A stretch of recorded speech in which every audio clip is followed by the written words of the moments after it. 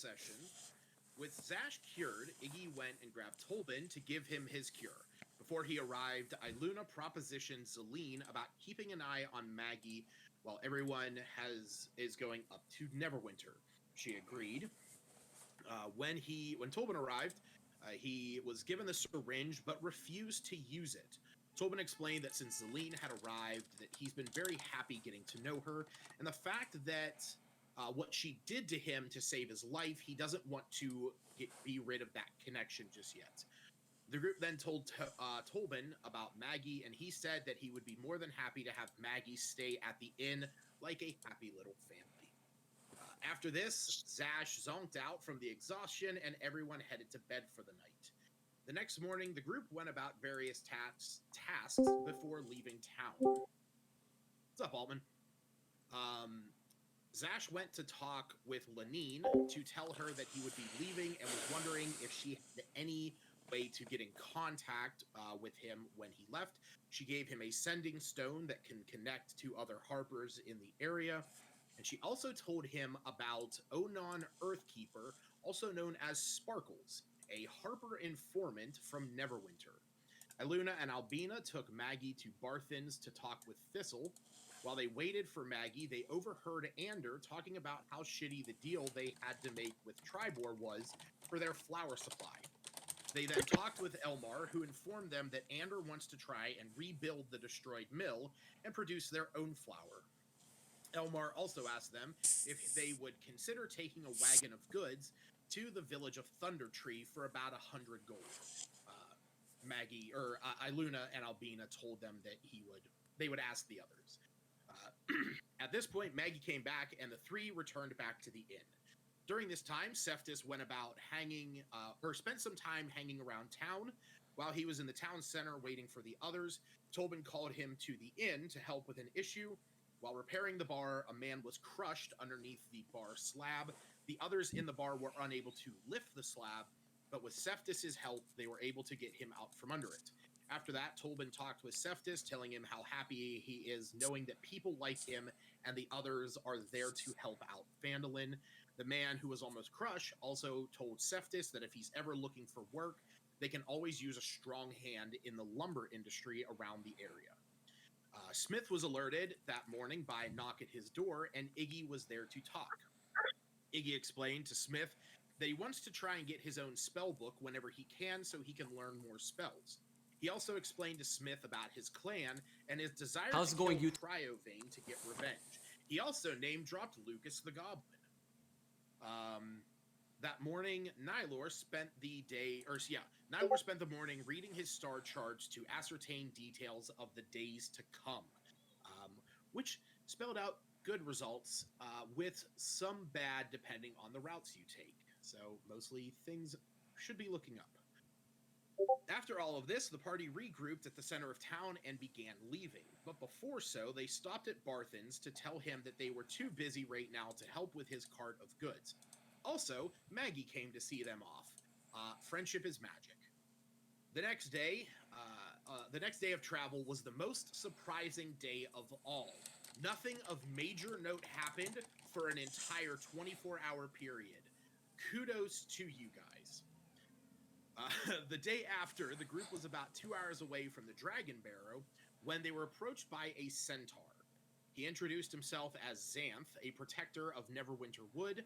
Zash told them that they were heading to the barrow, and he informed them that strange lights hovered over the area at night. Smith discerned that these were probably will-o-wisps. Xanth also informed them that a group of half-orc mages have been causing chaos and destruction within the forest, leading to the utter destruction of his clan. With the description, the group was able to figure out that they are probably followers of Talos, the storm god, and are looking to summon a destructive force known as Gorthok the Thunderboar.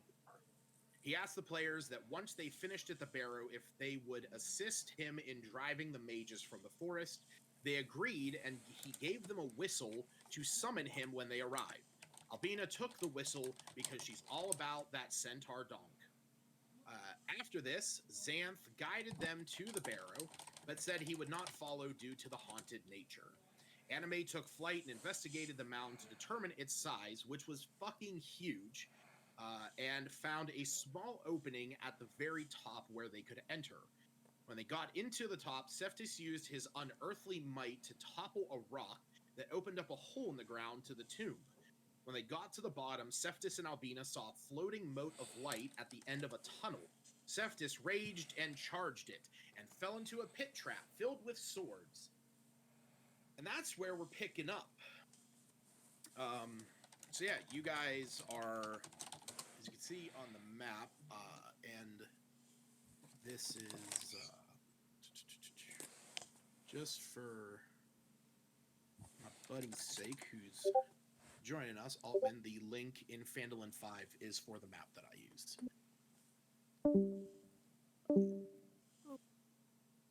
Oh no, where's Hannah? There she is. So yeah, like I said, that is where we are going to pick up. You guys basically heard Cephas, and then charge down this hallway about 10-15 feet to the point where you heard a crashing noise as he fell into a pit 10 feet down filled with swords, impaling himself. And Albina, you and Iggy sort of looking around the corner here during all this, you're able to see that the mode of light that is up here is just sort of like floating around whimsically. Being rude. So only Albina and Iggy could see. They were the that one. he fell. Albina was the one that saw him fall. Iggy definitely like peeked around and like sees that there's a pit. You guys just heard the sound of the crash. Is anybody? In a bit of a panic, I'll call up to Albina. What just happened? What was that noise? You guys, I get said it all. what?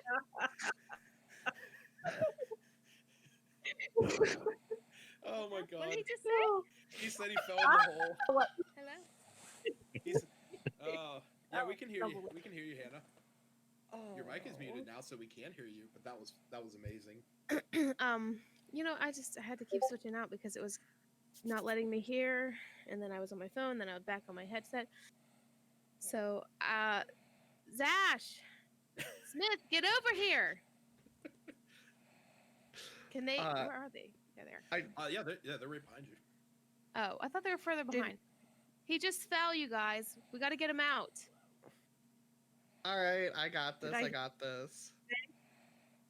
What were you gonna use? Huh? I mean, I have two, but I don't want to waste it. If No, it's yeah. easier. Keep in mind with rescue, Stacy, that you cannot. Actually, no, you could use that because the elevation change is not more than 10 feet.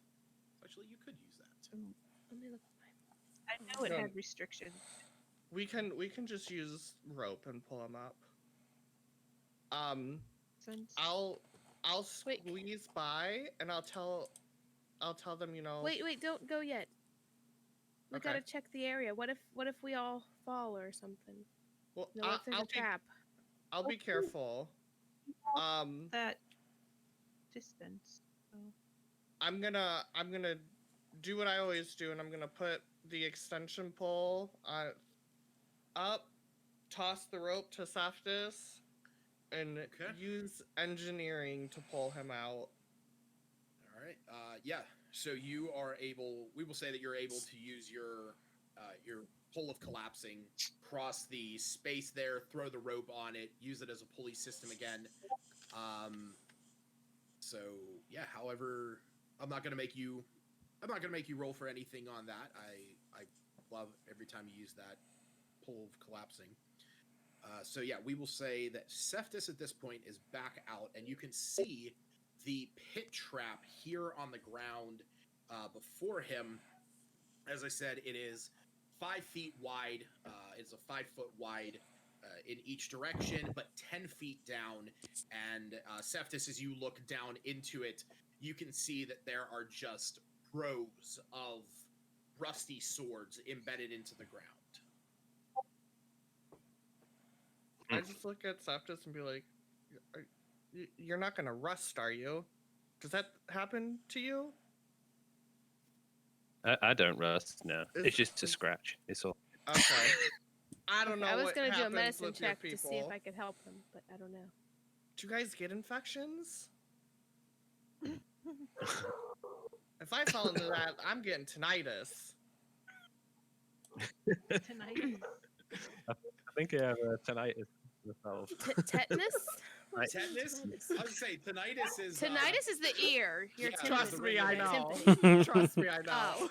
he, Ow. falls, he falls in, hits his head off one of the rusty swords, and all of a sudden it's this ringing in his Oh. ear. Oh man. Do I need to do a medicine check? Can I do a medicine check to see if I can help him at all, or is he okay? I mean, based on your knowledge of Warforged, which I'm probably going to assume is since you've met Seftis, you don't. I mean, there's really not much to discern about him. I will say that you can see that where the swords were, cutting into him, they are scratched, they are cut, but not any more than you've seen him in a situation during combat. Okay, good. So, we obviously have to be careful around here. And what in the world? Can I Luna see that light? Would it be flickering? No, can't see so it. you are not able to see it because you are still a little bit further back right now. So this cave, this area is very small, very compact and tight. But did Septis tell us that he saw this will-o-wisp? That is up to him. I will. Do I know what a will-o-wisp is? You don't know Smith what. jumped in that Smith explained generically what they were. So then yeah, I can relay that to everybody. Yeah, because I was going to say, based on what Xanth talked about the floating witch lights and what Smith explained at that point, it would be safe to assume that these are will-o-wisps, or that was.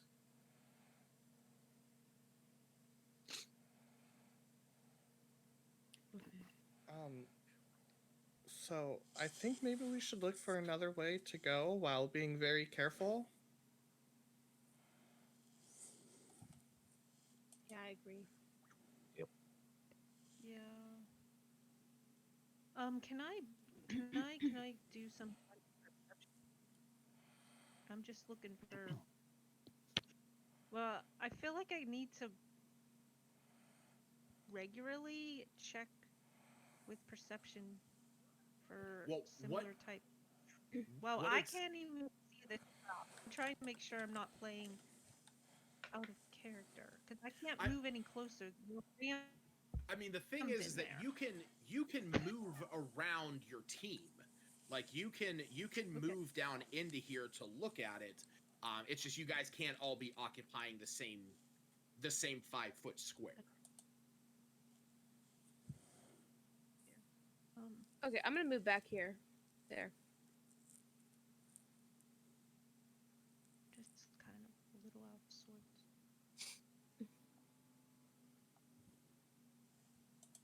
Yeah. So basically, as you're investigating it, you're able to see that where this pit trap now is, sort of around it, there was wooden planks that were collapsed in whenever Seftis stepped on this spot, but they were all covered with dirt. So it was concealed and hidden. I mean, we could probably just leap over the 5 feet. Anybody That's have what I a was push thinking. broom? Yeah. So keep in mind the long jump, for example, is a number of feet equal to your strength score if you move at least 10 feet on foot immediately before it. So that means that if you are wishing to cover that 5-foot gap, It is following those rules. A number of feet up to your strength score if you move at least 10 feet. Isn't this passage like super narrow? Like to the point where our shoulders are like brushing the sides? Not so much that your shoulders are brushing your sides. So I mean, like, is it narrow enough to do like one of those and just like slowly wall climb over it? Not. I would say if you wanted to try that, you could definitely. I would probably make you roll an acrobatics check. To like, sort of putting yourself across that situation. But I would say that looking at all of your strength scores, you could all jump this as long as you move at least 10 feet. Like a standing long jump is half of that distance. So even that, like even if you all have at least 10 on your strength score, so even if you're just standing on one side of this pit, you can just jump it. Okay. Yep. Do we want to follow that wisp? You can see as anyone who does look down the hallway, you can see that it's like sort of floating in the air, like just right outside of Cephas's aura. I mean, yeah, let's just go. Yeah, let's jump it then. I think we just need to be careful. Who knows if there's more traps. Just careful where you're walking. Does anyone have mage hand? No. Them they can or cannot harm us. I don't remember what was told about will-o-wisps, except what I know as a player that they can be. Smith, roll me a history check. I don't remember. I know he was the one who knew the most, I think, but I don't remember what we were told. Yeah, he's the one who has that information. 14. So, Smith, you are aware that will-o-wisps, as I think, as I mentioned before, they are like chaotic, evil little spirits. They do. It has been told that they will attack dying creatures to end their suffering, and they are able to suck the life out of living creatures. So they are deadly to a degree. Oh. Okay. So I mean, as long as we're not dying, it doesn't imagine. seem like they'll hurt us. Yeah. Well, I'm going for just trying to jump this thing then. No, Okay. get to the side. Yeah, let's do it. Just no more charging at things that you don't know what they are, because. I was jumping. I was walking. Yeah. Okay. Yeah. So, yeah, we will say that since you're right there, we'll get you guys in a little bit better position here. Yeah. I'll go so at the end. Go at the end. Okay. So, Cephas, you jump over, and when you land on the other side, you get a good look at the area that you're in, this small little nook. Off to your left, you can see that the hallway goes down into a very small tunnel that has been carved into the wall. It's only about 2 feet wide. It's extremely small, extremely narrow. And then down in this corner, you're able to see that there is a pile of bones just sort of unceremoniously left on the ground. Okay. I would tell everybody that and say we need Iggy. I'm gonna throw him in a tiny tunnel. And I will make a note that you do not see that mode of light anymore. Okay. So I guess I'll just move it itty bitty bit up here. And this is definitely the way we want to go, guys. I'd rather turn around and see if there's another. Well, let's have it. I mean, like split up. I mean, it's pretty much single file anyway, so. 3 paths. I mean, yeah, like we can check this one out and then just always turn back. Or can we? Dun dun dun. I'll look at Iggy and ask him, do you think you can make that jump? I don't know. What's his strength score? What's a goblin 10? strength? Yeah, he can jump. Okay. Yeah, he'll look at you and say, he walks over, sees Cephas on the other side, goes, oh yeah, I can jump that. Hold on. And musters up what little strength he has and launches himself over. Looks... Once he lands, can I cast Augury and see what the likelihood of, if we continue down this path, what things look like for us? Continue down what path? The path this particular hallway? Yeah, this particular hallway.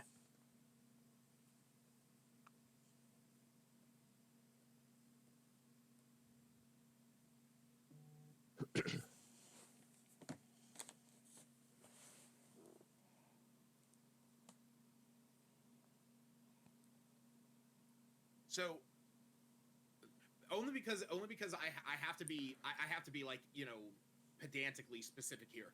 Are you referring to this area, or are you referring to the little tiny 2-foot hallway that Iggy's gonna go down?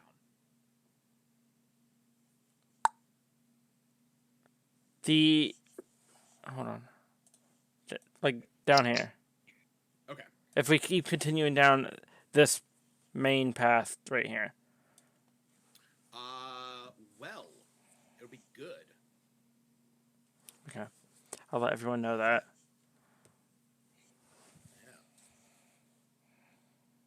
Yeah. Okay. So do you guys want Iggy to head down that hallway? I kind of wanted him to go down the little hallway. Yeah, this is what I'm asking. Like, I'm asking if you want him to go down here, because Cephas, you can see that this hallway down here just sort of comes to an abrupt stop where that pipe... Oh. So Augury's like, sure! Everything's fine! There's a wall right there! That's what I mean. It's like Augury's like, hey, if you go down there, yeah. I mean, you're 15 feet from where you started, but cool for you. Some bones there. Bones are sometimes cool. Check out that femur. Check out that, yeah. You like wish bones? You want to make a wish? That's not how the spell works, but you can think it does. Yeah, just have Iggy go down. We'll Can I, Iggy check out the... Can I jump over and give him guidance before he goes exploring? Yes. Okay. So we'll say that you guys... Be careful, I yell in Goblin.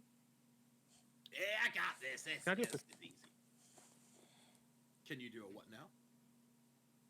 A perception check just around here. There's anything. What specifically are you looking for? I guess I'll search around the power bones or for anything else that may be any of the hidden passages or something like that as well. Sure. General look around. Yeah. So while we will say, what is the events that this is gonna go? What's the order of events? Okay. So I see what you got. So we are gonna say that Nylor casts guidance on Iggy. You know, he's rearing up, cracking his knuckles, getting ready, and as soon as he steps forward, Cephas, you start stepping forward towards the pile of bones. You're going to look and see if there's anything around there. You don't see nothing stands out to you immediately, but as soon as you step closer, you see that the bones begin to sort of move and rattle against one another. As soon as that happens, you hear this come from this back corner as that mote of light, as a burst of light appears from the corner that Iggy is walking into. And let's see if Iggy gets his little ass zapped. Oh no. It doesn't. Luckily, Iggy is able to avoid that attack as that mote of light shines a nearly blinding light for a moment as it breaks invisibility, and a bolt of lightning or it's like an electric shock shoots from it, hitting the ground right before Iggy as he jumps back. And we're gonna roll initiative. It's probably not gonna last very long, but I just need some.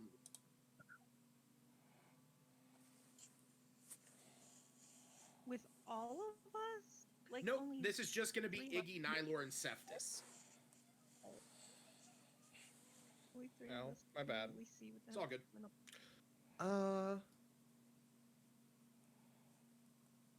Yeah, just those of you that are right down there in that corner. See what Iggy got. Ooh, Iggy got a 16. Nice. All right.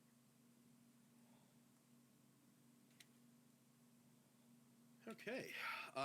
So Iggy jumps back for a moment, seeming very surprised, very shocked at what has just happened.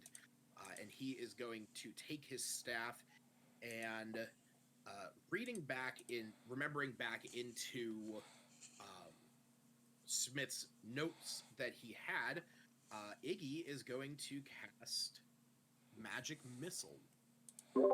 I expect you to be like, Iggy's gonna cast Fireball. Great. Death. Yeah, our word death. So that is going to be 3d4 plus 3. That is 8. You see Iggy takes his little staff that he's made out of a tree limb and points it. These 3 little motes of light fire out at the wisp, unerringly striking it all at once. The wisp, in response, darts forward and is going to shoot its lightning at Iggy, but Iggy is able to get out of the way again. Now it is Nylor. Okay.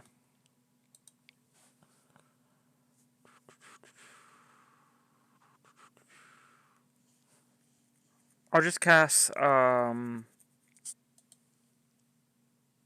Frostbite on it. Okay. It's a con 15 save. Con 15? Mm-hmm. Fails. Go and roll the damage. Since when do you have Frostbite? I've always had it. I think that's the first time I've used it. Oh, okay. All right. It has disadvantage on the next weapon attack roll. Nice. All right. Cephtus, you can see your little buddy Iggy being zapped by the will-o-wisp that was taunting you moments ago. I'll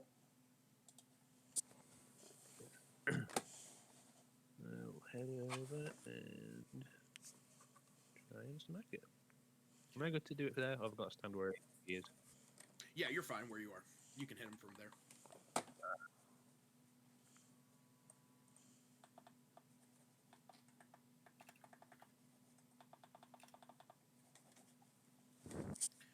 Oh yeah, that misses. Damn. That misses. Now keep in mind, you have 2 attacks. You can attack again.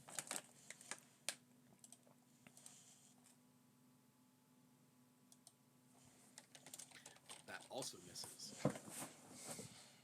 But I believe that your particular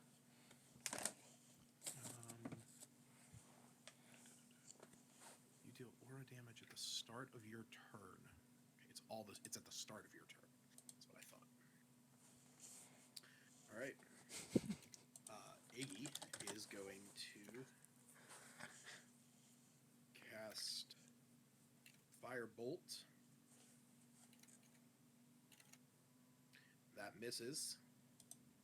The Wisp is going to turn and... Actually, he's going to keep going at Iggy. So that misses as well. Damn. Iggy's little AC is still helping him out. Nylor. Albina and I are in the back just playing rock, paper, scissors. Yeah, you guys can definitely hear that something's going on. you see spells being cast and stuff like that. I'm going to assume that someone as well known in combat as Cephas is, and seeing that he's having a hard time hitting it, I'm just gonna stick with Frostbolt or Frostbite. That's Frostbolt's not a spell. Not in this game. Frostbite. Okay. That's a fail again.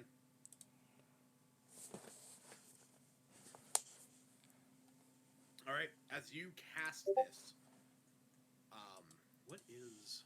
Yeah. Okay, so as you cast this, the first time that you cast it, you saw like around the moat, sort of this crystalline ice formation starting to cover it as it diffused the light on the walls that was giving off. And as you cast it one more time, this ice fully encapsulates it until it completely covered. It drops from the air and just shatters across the ground. Do, do, do, do, do, do, do, do, do. So annoying, guys.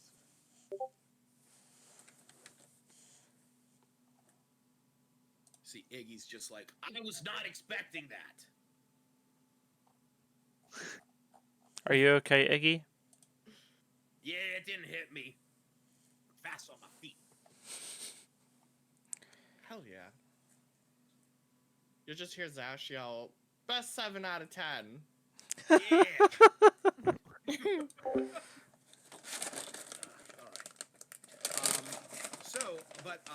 For those down in this small passageway, I will bring the attention back to what Cephas saw moments before this, where now standing where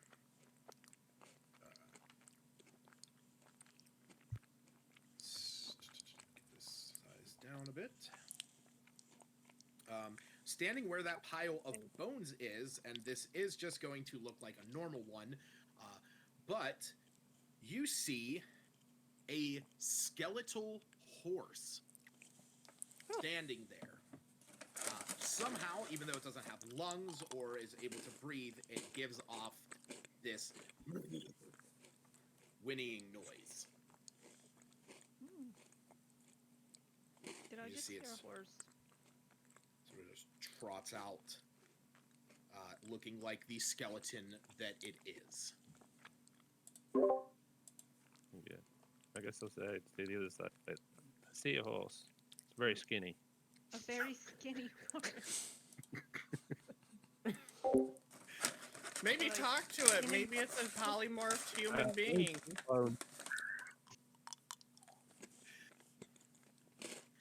What did you say, Steve? Just the bones as opposed to skin and bones. Does it have a bell around it? It does not have a bell around its neck. It does That's a just look. Yeah, it does just look like a skeletal horse. The one thing though that you will see is that across its back, it is slightly rotted and falling apart, but you do see the remnants of a saddle. Okay. Tell us there's a saddle. And it There's a sad. tentatively Is it posing any approaches. threat? No. In fact, Forcing it's around. actually actually sort of looking at you, and is like, like seemingly very friendly towards you. It doesn't seem to be having a disposition towards Nylor or Iggy. Iggy is very freaked out by this. He's actually sort of sequestering himself into this corner, like, what the hell is this? And the thing is, seemingly very friendly towards you, Cephas, paying no mind to Nylor. Okay. I guess I'm petting. Yeah, as you would imagine, a bone horse would feel like.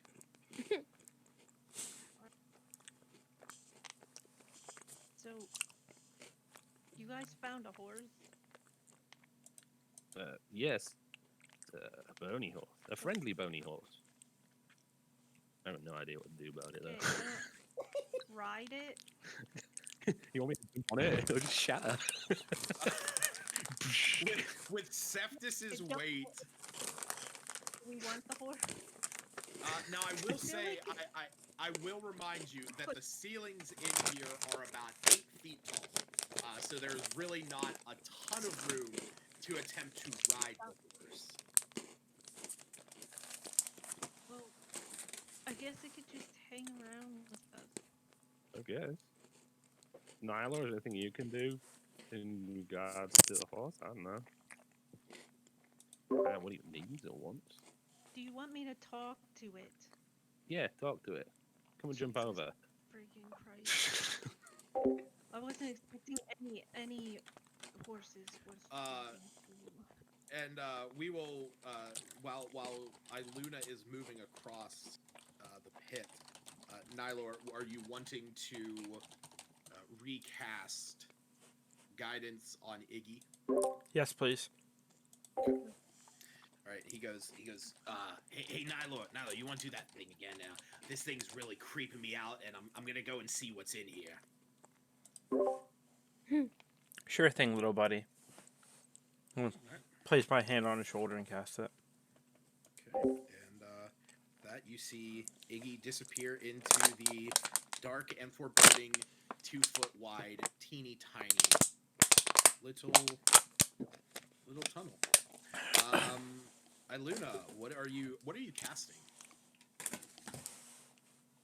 What speak with animals? It's once a day use, I think. What's it?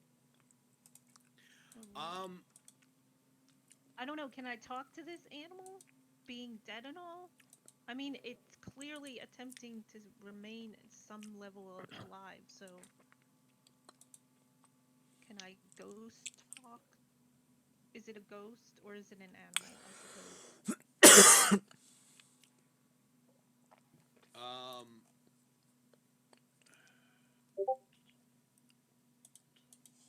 So the thing is that I'm gonna waste it. I'm gonna get my thing back.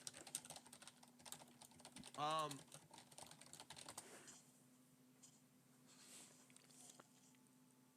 mean, I don't think it's worth using sense on it.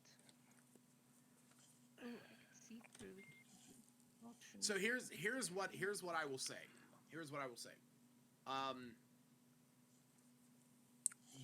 You think about casting the spell. You've cast Speak with Animal a number of times. You know how it works. You are aware that you have to be able to communicate with the creature, and with this being that it is undead, you do not believe that you believe that if you cast it, you might not be able to discern anything from it, much like trying to speak to a skeleton or an undead zombie is near impossible in the same capacity that you might have known the same language, or you might have been able to communicate with it at one time in your life, but you don't believe that you would be able to do it this time. Basically, I'm saving you the spell slot, because otherwise you would have wasted a spell slot. Yeah, it's a use. It's not a spell. Or yeah, saving you the use of it. Wait a minute. How do I get it? I accidentally clicked it. Just. But yeah. Is it all rust that'll bring it back? I mean, No, everything just, I was already. Yeah, just go back so. go back into your features and traits and just click the button that says Speak with Animals. It's under the primal awareness. While you're having this thought, Nylor, you hear from the small tunnel that is where Iggy went. Let me see something here.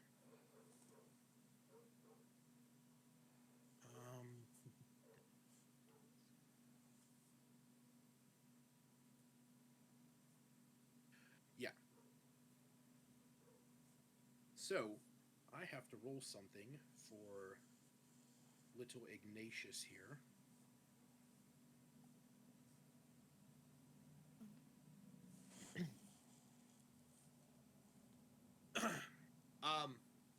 So, while Iluna and Cephas are sort of, looking at this horse, questioning its existence. Nylor, you're sort of peering down the hallway, and you hear this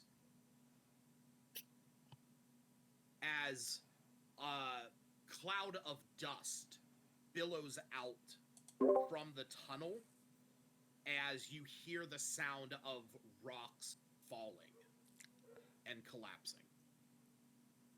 We're gonna call into Iggy. Are you okay in there, Iggy? There's no answer. Uh-oh. For a few seconds, Oh. as you, about 10 seconds after saying that, you hear,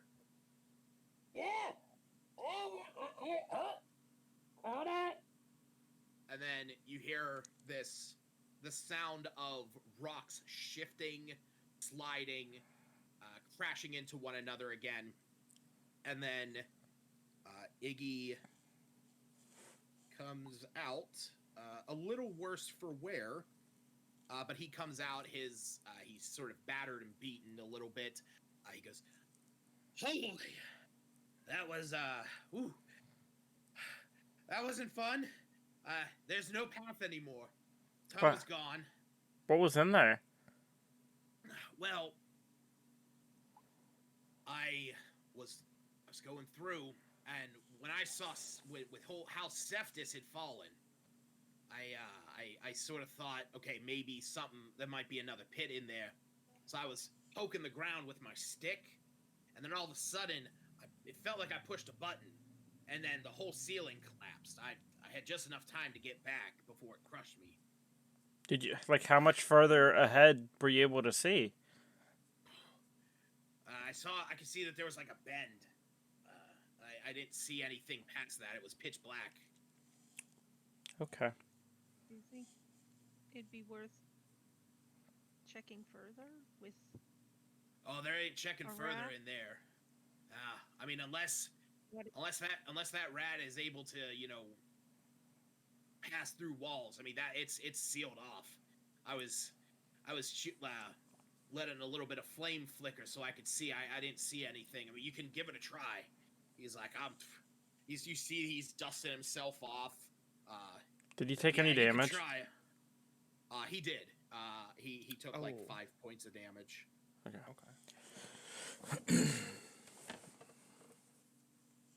And you see that he jumps back over, looks at Zash and There's goes, a lot of Sorry, to good. go.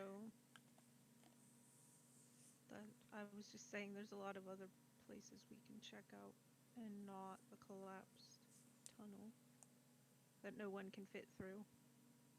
None of us can fit through that? I mean, I could cast Reduce, and we could all fit through. But Like, really to that much. Yeah, no. considering Yeah, I don't think so. and I think Iggy said like it was unpassable at this point because of all the rocks and stuff. So I don't think it'd be worth it. Rat. Can put the rat idea on the back. We've got lots of. We're nowhere near finding this sword. yeah, What in basically, the world? that's how wide it is. So like, Are you measuring your technically- dick? Yeah. It's. I mean, well, I don't have one. Right, of course, Of course. of course. But the hallway, like I said, the hallway is about 2 feet wide. So like, you could try and squeeze through. Iggy was Doesn't just able seem to. Amount of gold at the end. There's a whole way for that. Yeah, with what Iggy explained, it is the whole thing has collapsed on the inside. It is impassable. If we don't find the sword elsewhere, we can come back to this hallway. What in the world do we think? Can the horse jump over? Come on, horse. Do we want an undead horse following us? Should we see? So, like, did he come from the bones? They started rattling together, he said. Yeah. Should Hannah turn undead this thing? Or should we wait? Should we, like, have Smith detect magic on it? Is this, like, necromancy magic? By the way, I'm gonna just step over here and peek over. Look, Hannah, a horse. Oh, look, I'll be a horse. wondering why. I was like, who's this Hannah? Where'd she just come from? No. Whoa, what is that? How'd you guys do that?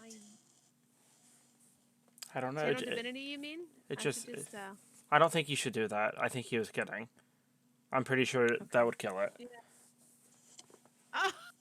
Yeah, that was like put it out of it, you know. Okay. If it is, like, you know what? You remind me of Xanth. Come with us. Oh Lord. Okay. I just invited it, you guys. I will say that it definitely is looking at Cephas, sort of waiting for any kind of guidance. Okay. Oh, you got a new So- pet. I'm gonna leap back Cephas. across. Clearly, they don't need me anymore. No. Mama now, so come on, Cephas. Let's go. Okay, let's go. Say hi, like pat the horse and Pet the horse. I gesture it to follow as soon as it's looking. You at made me. a connection with it. It wants to stay with you. It bows It its does. head. Can its middle name be Xanth? Sure. Oh, sorry. I was asking you, Cephas, if you didn't mind giving it the middle name. does Xanth. he have a first name? He gets to give Yeah, it because he's the one who brought it to life, I imagine. Xanth McGee. That's its name. Bone Xanth McGee. Oh, I love Yeah. it. Yes. Oh my And god. it's out. Great. So good. Did you want to send they in any of these path directions, or are we just gonna trundle ahead and not fall into too many pits? I will say, Luna pulls out her quarterstaff for poking floors Yeah. and We- finding. Definitely need gonna to get be web- careful. You're gonna get Webster out? Yeah, let's see if I can get him to like scout ahead a little bit in front of us too.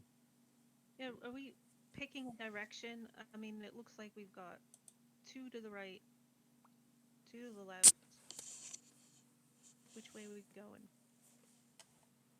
I say left. Just because I wasn't here last session, where did we come from? So the Right here. yeah, so basically the Oh, yeah, okay. there is here. I will, if you want to zoom out for a quick moment. Wow. Okay. This is the whole map. You guys basically arrived from down here, climbed up here, and this is where Cephas was able to knock over the pillar, allowing you entrance, and you guys came down this staircase in the dead center. Okay. Seth, this fell hole, and that's where we ended. Yep. So basically, right now, you guys are presented with the opportunity of either going this direction, going up and this direction, because Smith saw that there was another path up that way, or this direction. I cannot see your direction things. Let's go up to the right. I assume you I can I don't change know the why it's color. not. You make it red, Oh, but I don't think red I'm shows sure. up as well. connection thing for some reason. I mean, as long as there's 4 like little Yep. branches going along. Yeah, let's just go to the right and then we'll just not go direction like one out at a time. All right. So during this time, Anime I ahead. yeah, I was for gonna something ask. look- Was that Cephas, trap semi noticeable if we knew what we were looking for now that we saw one? if you knew what you were looking for, you might be able to discern it. Yes. Okay. So since Cephas took Webster out, do you want to send him anywhere, or are you just sort of keeping him with you just in case? Just keep him with me for now. I'm probably gonna like send him ahead down one of these corridors when I get a bit nearer to one. Okay. So like, So you know, just going. for right now, just so I don't have to manage a horse token for a long period of time, I am going to just leave the horse down in a hallway, and I'm just going to leave him where he is. and if anything needs to happen where he would be present, I will just move him then. Because horse tokens can be obnoxious. Sending the horse ahead. He could fall into traps and then, being dead already. That is true. You can also do that. So what is everyone doing? How are you guys moving off to the right? Are you going first, Iluna? Well, I was going to say an anime. Are we going right up or right? I don't know. Yeah, are you going this direction? Or Yeah. are you going this direction? Yeah. Let's up go- north let's- and- Yeah. Let's go this way first. I cannot see anybody marking the map, so Well, yeah, we're talking this direction. see it. I don't know why I can't see people's little lights. Well, like I said, Rather annoying. I'm moving anime in the direction that you guys will be moving. So we'll say that you send anime through the halls. If she can Cephas. perceive some- Sure. So the thing is that I need to double check something with her. Yes, she does. Good. So Cephas, during this time, are you sending Webster anywhere? No, just keep it around me for the minute. I mean, Okay. I'm like kind of at the back of everybody anyway, so not really much point in sending them out in front yet. So yeah, she needs to be cautious for Will-O-Wisp and to attempt to see if there might be traps. Yeah. But she can be telepathic up to how far away? Is it 120 feet? Your telepathy is out to Or is it like it's 120 feet. Can I don't know if I could do this. Can I cast like light on one of her feathers just so we can see where she's going? I'm assuming it's dark in here. It is pitch black. Okay, There yeah. is no light whatsoever. Okay, I'm gonna cast light on. I guess I could cast it on a rock. She could pick the rock up, but I'll just cast it like on one of her feathers or something, just so we can see. Sure. That's? Let me see here. That is a 20-foot radius.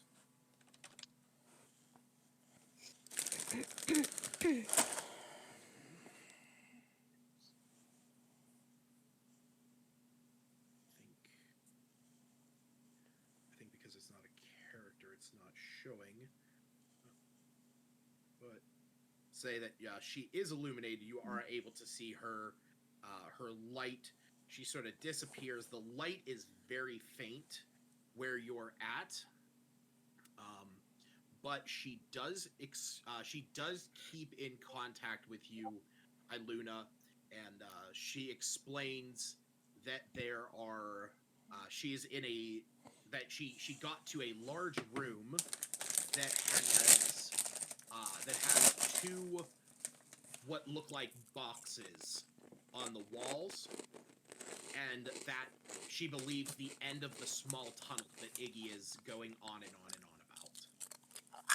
Okay. Because he's back there, Really? he is just besmirching the name of that tunnel. He nearly died.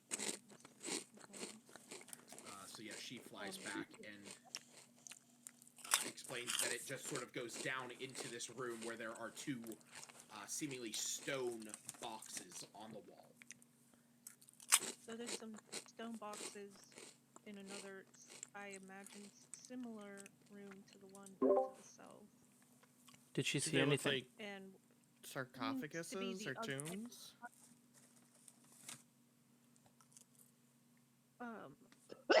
Can she give a description of the boxes? She's clever enough. Stone boxes is really all she can explain them as. She does not understand the concept of like a coffin or a sarcophagus or something like that. Okay. Did she see You anything wanna that check out looked these like stone more boxes? traps? Yeah. Anything like on the floor that looks similar to that? We will say with her passive perception, no. Which it is. It was enough to have seen it if it was there. It seems like it might be safe. Just go down in this room with 2 boxes. Do we want her to look any other directions, or we're gonna do this by path? I think we should do it path by path. Okay, who's go first? I'll go first. Why not? Okay. Who is following up behind Nylor? Second, I'll- I'm definitely still going. Oh, okay. I'll Unless go. that really wants I'm staying back. not in her. I'll recast light on my star map. Okay.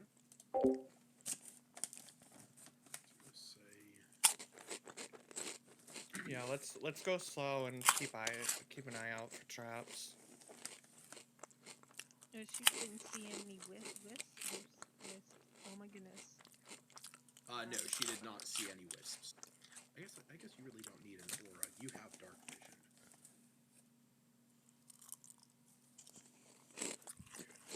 Just take that aura there. Okay, yeah. So who else is going besides Nylor and Zash? I mean, I'll go. I don't care what order I'm in. Okay. I know Albina's. Okay. I'm just gonna stay behind everyone. 'Cause I think I'm pretty. My stealth is pretty low. That's just what I'm kind of thinking in my head. Alright, so we will do this. We'll say Septis, Albina are sort of keeping an eye on this corner back here while everyone else is heading in there.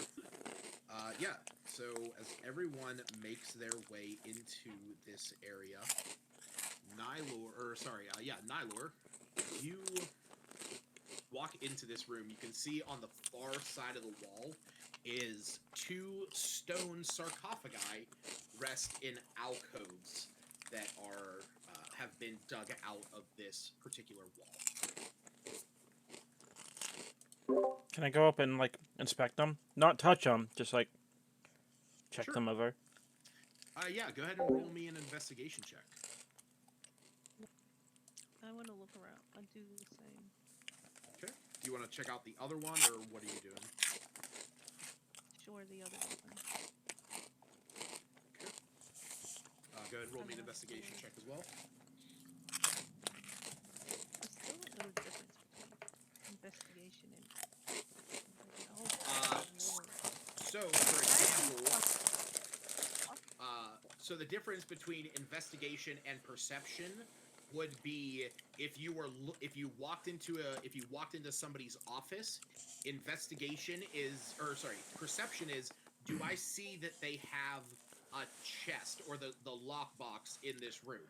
You look around, there's the lockbox. Investigation is can I see a way to open the lockbox? Does it need a key? Is it a passcode? That's investigation. Perception is, do I perceive it? Investigation is, I want to know more about the specific thing. With your specific roles, Luna, nothing really stands out to you. There's not really anything you can discern about it. Nylor, you are able to get a little bit more to this. You can see, as you're sort of like looking at the edge of it, you can see that the seal is airtight. The top of it is made out of a solid, or that this whole thing was made out of a solid block of granite. That the lid seems to be made out of the same piece of granite, so that it creates a perfect seal. Okay. Can I look at the surrounding areas? Can I go to Can I see this passageway right there? Yeah, that's a small, like 2 foot wide. That's the 2 foot wide passage. I'm gonna like ask Iggy and be like, "Is this about the size of the path you went down?" He looks at it, goes, "Yeah, that's probably the ass end of it. I'm Alright. going back in there." That's fine. Do you guys think we should try to open this stuff? Yes? No? I mean, hey, I'm all for desecrating graves. I mean, there could... Judging by how that horse just randomly came to life, I think there's something going on here, so... Yeah, there's definitely more undead horses in these. Like, I'm giving it a 30-20 over. That's an out of character laugh, you guys. Don't worry. Okay. You guys. Sure. Let's open it. I'm gonna attempt to open the one I'm standing in front of. I'm gonna yell down in Goblin. See anything down there, Iggy? Yeah, I found the other ass end of that hole. Oh, be careful. Found the other end of that hole. Yeah, you see that he's like sort of just standing around the corner looking at it. Nylor, roll me an athletics check. That is not something I'm very good at. Yeah, it's not Do you bad. have let me ask you a question. Okay. Never mind. So you roll. You don't have a modifier to that. No. Okay. You are unable to lift it. It is beyond your capabilities. I'm gonna yell back for Cephas. Hey, strong man, can you open this? Back here. Oh, he's like really far away. I guess I would have to go back and then yell to him. He can hear you. The hallways echo pretty loud. What did you need me to roll again? Sorry. I need you to roll an athletics check. Are you? Just so I know, are you keeping Webster with you? Yeah, I can keep him in there for now. You're getting a bath, Lucas.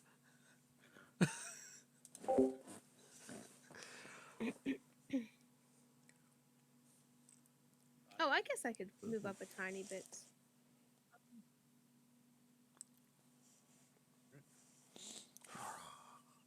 I'll stay right here. He'll keep peeking out just in case.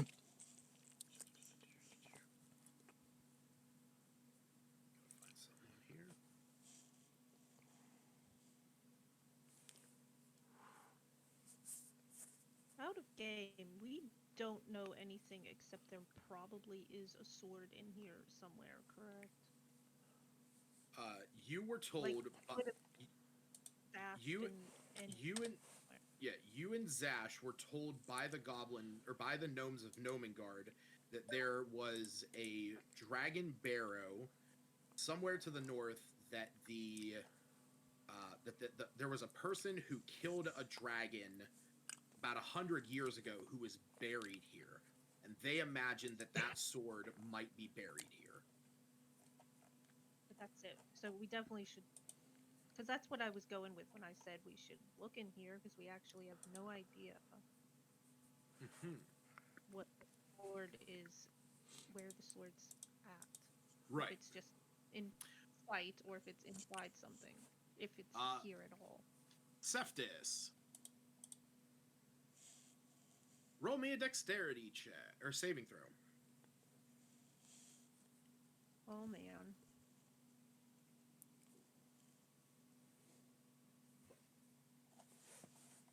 All right.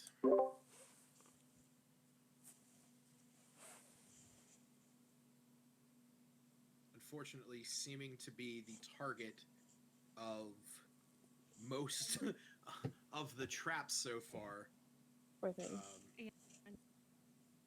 So, Cephas, unfortunately, as you go to open this, it is pretty heavy. You are able to get your fingers around the seal. You lift it, but as soon as you do, this nearly pressurized jettison of corrosive dust just flies out at you. You feel your body starting to seize up, but before it can really take effect, you are able to move out of the way. Unfortunately, you do take 10 points of damage, 10 points of poison damage for what it is worth. Which I believe you are actually you are resistant to poison. Nice. So you only take 5. Oh, would he have advantage on that dex save? Because he has advantage on dex saves against effects that you can see while not blinded, deafened, or encapped. So he would have, but he passed it. So he took. The Oh, half damage okay, anyway. okay. My bad. Yeah. There was a So- little bit. There was because it was basically as soon as this happened, you were able to move out of the way to not get hit with that full brunt. Oh wait, actually, I said poison. No, you do take the full, or you do take the half. You take 10 points of damage because it is acid damage, not poison. Oh. But You you just already. making shit up. Yeah, it is. It is acid damage. I do apologize. I was thinking it was poison because I was looking at your character sheet, seeing that you have poison resistance, and wanted to give you the benefit of the doubt. Unfortunately, it is acid. Once it's opened and he like steps out, can I peek inside and see if there's anything in it? Nothing. Cool. That was worth it. I'm not the other one. Okay. Okay. Let's go check the other path. Great. What's that, Stacey? Find it somewhere. You guys just hear me Find the screaming in sword that- Goblin. No, is he still raging? No, Or his rage that ended. finished? I don't- Yeah, his rage ended as soon as you guys were like out of combat and everything. Okay. So I just keep nothing in here. sorry. So, and I was gonna say it would be about the time that Hannah's spirit guardians would start to die down. I just kind of screamed down in Goblin. Everything okay down there? That's not to distract everyone else. Cephas just got blasted. He seems Again. alright though. Talk more distracting than talking in common. Now I need to know what you're saying. What are Well, you guys saying? Sorry, guys. I'm just checking up. I didn't want to be screaming to everyone, so I figured I'd ask Iggy to report back. Can we like tie a rope around the other one and use that to open it up so we don't get blasted by shit? I thought he was talking about me. Or Just tie a rope around her so she's not talking in Goblin anymore. I'm like, oh, You guys- sorry. that is entirely up to you guys if you want to try and open up the other one using a rope or some kind of means. I mean, might as Yeah. well. Worst comes to worst, we can't open it. Yeah, let's do that. I'll go tie a rope around it. And, get like Seftis, myself, and whoever wants to help I'm put very- on the rope and see if we can take the lid off of it with the rope. My +0 to athletics will really help, so I'll make sure I'm right in the middle.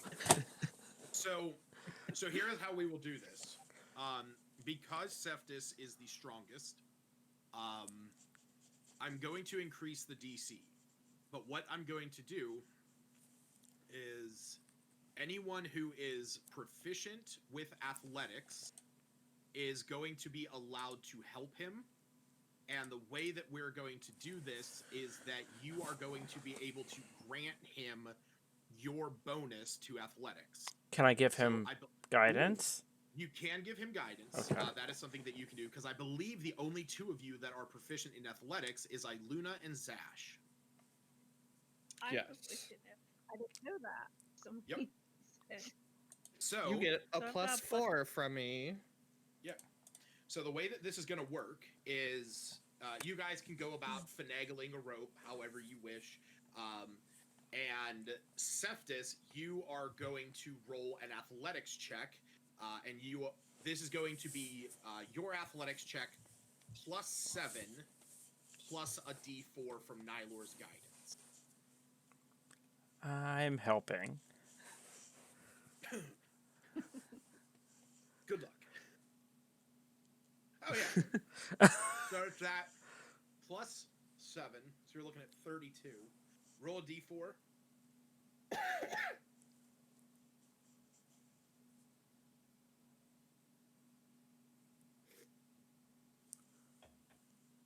Sure enough, I did have the DC set to 35. Damn.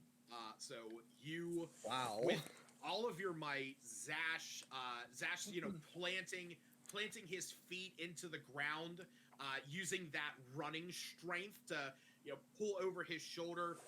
Luna using the strength that you need to pull a bow back, pulling this rope as hard as she can, and Septis with their power just as hard as he can. You see that the lid begins to slide off, and a similar jettison of of corrosive spray does blast out. This one is dissipated at this point. Does blast out harmlessly against the wall, that you are now able to see inside of the sarcophagus without worry. Okay, can we peek in and see if there's anything of useful in there? Nothing.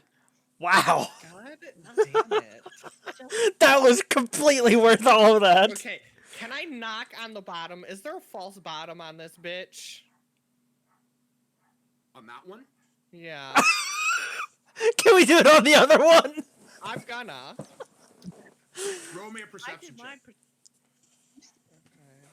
What is my perception? Wait, 5.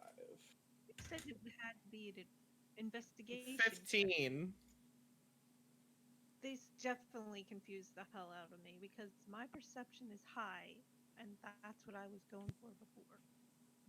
Well, he's, you know what? You're looking specifically for that. Yeah, no. What's your, let's see here. Your perception is a +5. Your investigation is a +3. So we're gonna go with that. No, good call. So what did you roll? I rolled a 10. So you rolled 10. So it's gonna be a 13. Okay.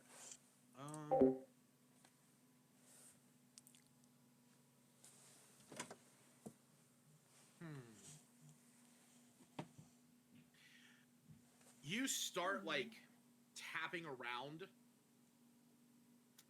trying to see. You actually see, sort of how this whole thing was, the inside of it has corroded. You imagine from that, just the 100 years that this has been sitting here, any amount of pressure differentials, just the natural wear of this rock.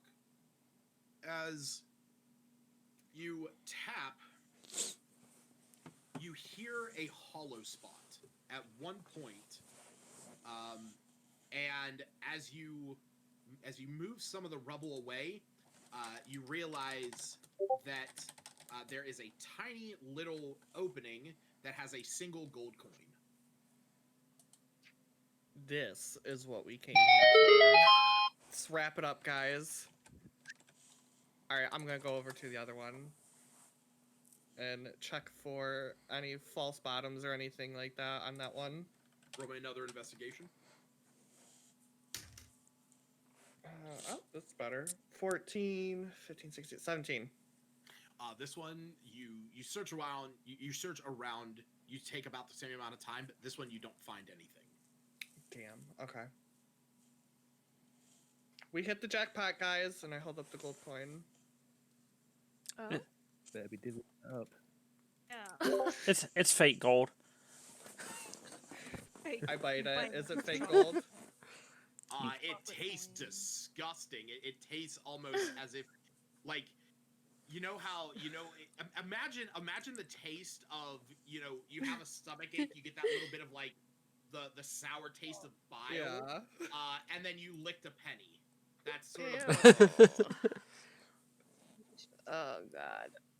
Okay. I'm just gonna put it in my pocket. I'll save that for later. Nice little salt lick. What's Okay. happening down there? So I'm gonna backtrack and Found nothing. Whole Yeah. lot of nothing. Yep. Septis got sick again. Uh-huh. I'll have to heal him if he threw up keeps new this shit. up. Let's go. Nylar's leading the way. yep, I'm ready to go. Yep. I'm Alright. gonna follow suit. Yep, go ahead and we'll start moving you guys through here. So we'll go a little bit the path to the north now. Yeah. Yeah, up here. I think I'm gonna go up ahead of you guys. Okay. Instead of waiting. I'll just go right behind Iluna. That'll be my order. Sorry, jump in front of you, Smith. Do I want to send anime up, or we look for traps? I did want to make this point known. As you are heading out of this room, Cephas, you look on your shoulder where Webster was sitting before, and you see that his little joints are extremely rusty all of a sudden, and like he's very stiff and barely able to move. You think to yourself that he might have taken that when that blast of corrosive dust hit you, he took it as much as you did. Oh. Alright, I'm putting him back in his little thingy. Okay. Poor little dude. We need some oil. He needs some oil. I have oil. Just so you know, Cephas, he took this amount. But if you reload your character sheet, you'll see that I added Xanth McGee as a mount on your character sheet in your extras, just so you are aware. He got an undead horse mount? I mean, technically, it's just there is a mount because it's the first category that I would easily find report. Technically, he can use it as a mount. He is a medium creature, so that's awesome. Technically within the realm of possibilities. I don't necessarily know, if the 320-pound Warforged is going to be able to ride a magically held together horse, but I guess we'll find out if it comes to that. Hey, he put himself together once. He can do it again if you break him. Yeah. Okay, so who is heading up this hallway first? I'll go with Anime and just be super paranoid for traps with her. Okay. And she's gonna try to perceive traps and a wisp if they're hiding around anywhere. Do I need to recast light on her? On Anime or Zash, one of them? I have dark vision, so I'm good. Okay, but some of the people in our group cannot see you. Okay, well, that sounds like a you problem. I mean, I can. I can see you fine. But yeah, like I'll illuminate one of her feathers again. Okay. So Zash, how when you say that you're being paranoid, what are you doing?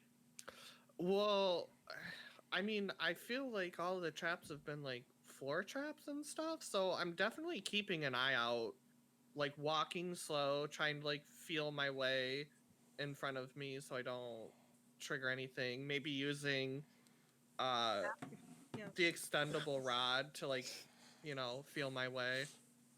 Sure. Makes sense. Roll me a perception check. I will do that. Thanks. Oh shit, that's good. 23. My man. Right, my perception's 5. Yeah, 23. Rolled a natural 18. Nice. Was that 20 natural? Are those natural? They are. You make it here, and sure enough, a similar pit trap befalls your feet, but you are able to avoid falling into it thanks to your collapsing pole. Yes! Whoa! Where the fuck is that coming from? No, I need to zoom out because I can't see. Oh, there we go. Just try and put Anime ahead of Zash where she's supposed to. I'll just call out to the group that there's a pitfall here. Just be careful. And I'll keep going. Yeah. So we will say that Anime is flying up around, relaying information back to Iluna. Zash, as you jump over, you can see that there are likewise 2 sarcophagi on the corners. But as you are jumping over, that does. Iluna,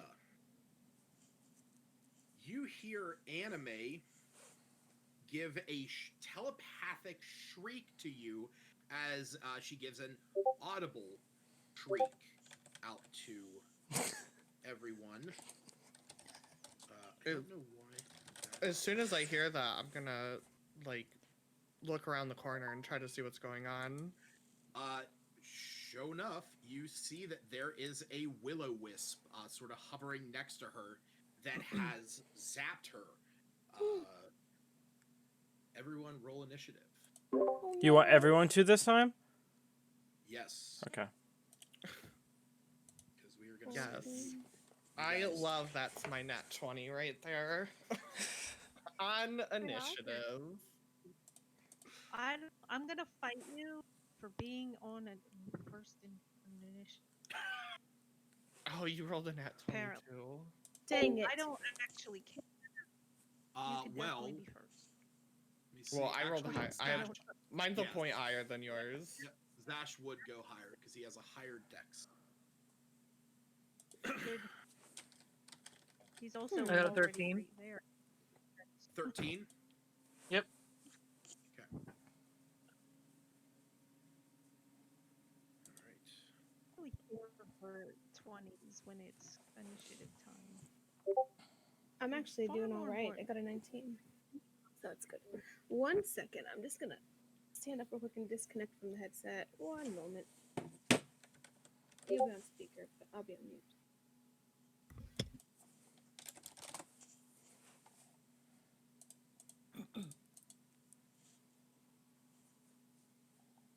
And where was Zash? Zash was 24.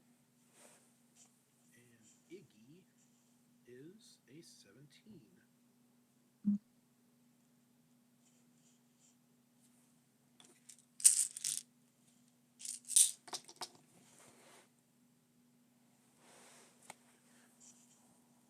Oh, excuse me. All right. So,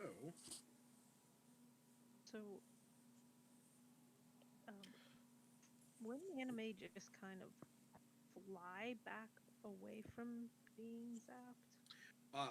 yes, when it's her turn. But So- she When was. it's her turn. She You was. said she, I saw one that hit her? yeah. Basically, as soon as this sound happened, like you peeked around the corner, Mhm. and you could see this like connected lightning charge hitting. Oh, her. okay. So I saw the beam, not the actual wisp. Correct. Okay. But we'll say that Iggy, while everyone else was starting to make their way around, and talking about the horse and all that, he was explaining to you what the thing did to him. So you imagine that this is the same thing. Okay. I have to check something real fast. Okay, so it's only when you're within 5 feet. So that's good. All right. So Zash, you see this, and as soon as this happens, you also see another one of those motes of light appear right to your left. Okay. I am gonna leave this one up to my group, and I'm gonna go up here and defend the Anime. Okay. Attack this one. Okay. Alright, well, that's a miss. Rolled a 5. Unfortunately, that is. I am going to burn a key point and flurry of blows. Okay. Let me- I've got the power of God. We need to And- we need to get Iluna down the cleric path so that she can have the power of God and Anime on her side. I was gonna say God and the power of Titan Hitler, but 8 16? That misses. Okay. Fuck. That's cocked. 18? That also misses. Oh. Okay. I'm gonna look at Anime Worried, and that's my turn. Right, Luna. You feel a large amount of distress coming from your companion. Yeah, so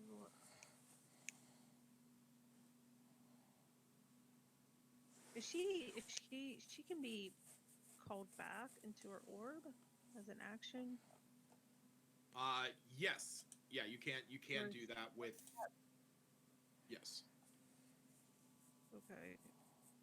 Well, that'd probably be the instinctual reaction to just call her back into the orb, because there's plenty of us to fight these little light things.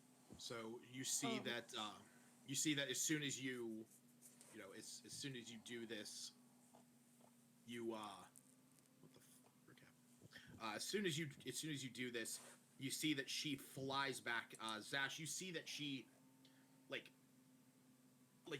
as her feathers were lit by the light spell, you see that she becomes almost ethereal from nowhere. And it almost appears as if the first time that you saw her, when she appeared out of nothingness, you see almost that she is returning to that, but she then zips back to where Luna is, and you all see that she returns into her orb, and she will be taken out of combat. So do you have a bonus action that you would like to do?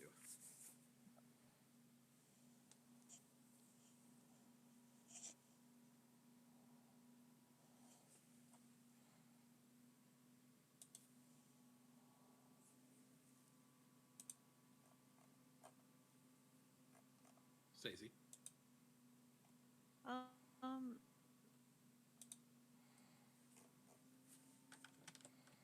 Wondering how any of these hail thorns. You cast that, and then it works on your next attack. Okay. And Zephyr Strike's similar. Zephyr Strike works the same way.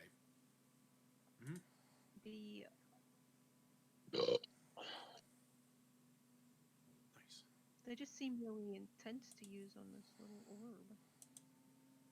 This little orb just zapped the shit out of your companion.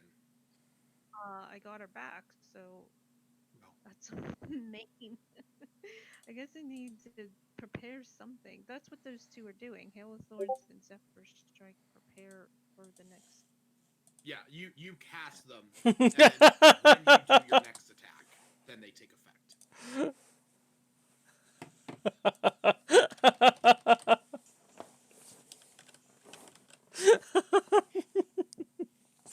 Zephyr Strike. Okay. I don't know how Hail of Thorns is gonna work on. Okay. So you cast Zephyr. That just gives it, right? So that'll give you on weapon attack. Right. So for the next minute, you have advantage on one attack roll on your turn. That attack deals an extra 1d8 force damage, and whether you hit or miss, your walking speed is increased by 30 feet until the end of that turn. So I clicked use it speak with animals because I ended up. Well, I'm gonna say just make sure that you unclick that whenever you get a chance. So I'm just preparing for my towel. Wait, yeah. I should. Where? I can't actually see.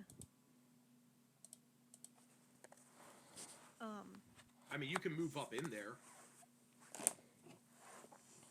You have plenty of movement. Right now, you have 60 feet of movement.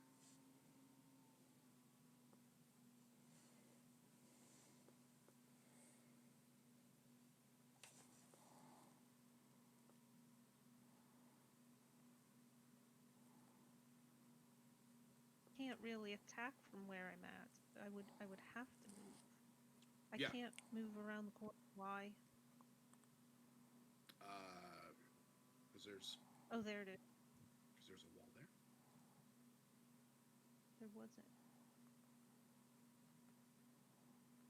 I guess I'll stand here. Okay.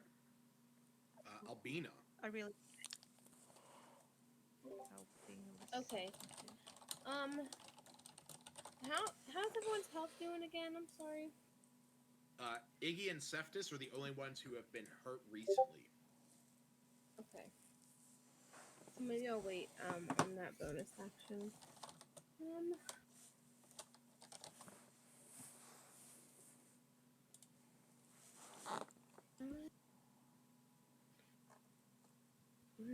How close? If I move.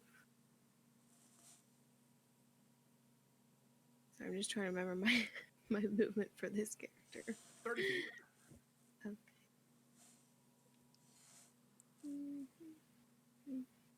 So yeah, you could basically get right here, and that's where you could end your turn. Is that that's a wisp right there. I don't want to go there. That is a will-o-wisp. I can move here because I can sort of still see it, right? So Yeah, you can see it. You can see him just a little bit. So then I'm gonna move there, and I am going to cast my spiritual weapon. Okay. Where would you like to place that? It's, let's see, within 5. Yeah, right there is perfect. Yep. Okay.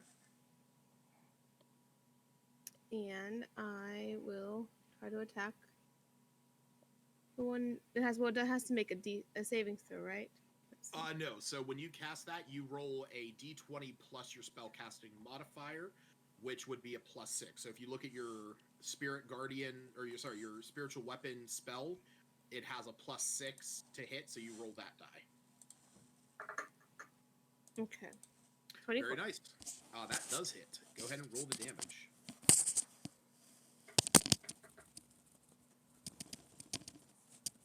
Not bad. Alrighty. That is 10 points of force damage. Oh shit, I added that to the wrong one.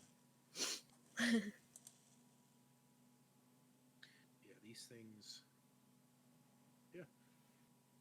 All right. Which I can still do an action, right? Absolutely. I was just about to ask if you wanted to do an action. Let me see. So from where you are, you could use either of your cantrips, produce flames, sacred flame. I would not recommend using Word of Radiance because there's no hostile creature within 5 feet of you. Yeah, let's do the sacred flame. Okay. So the wisp needs to make 14. I will say, as you cast this, you see that the wisp, nearly the speed of light, shifting around. Oh, wow. So unfortunately, that misses. All right. It is the wisp's turn.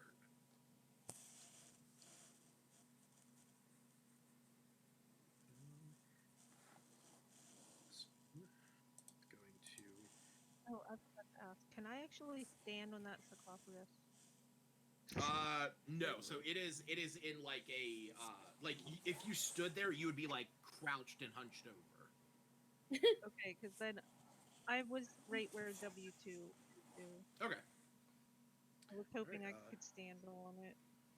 I'd so make room for my allies to come in and help.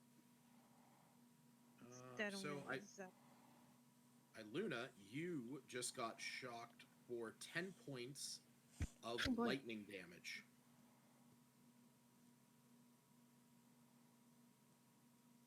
Oh, no.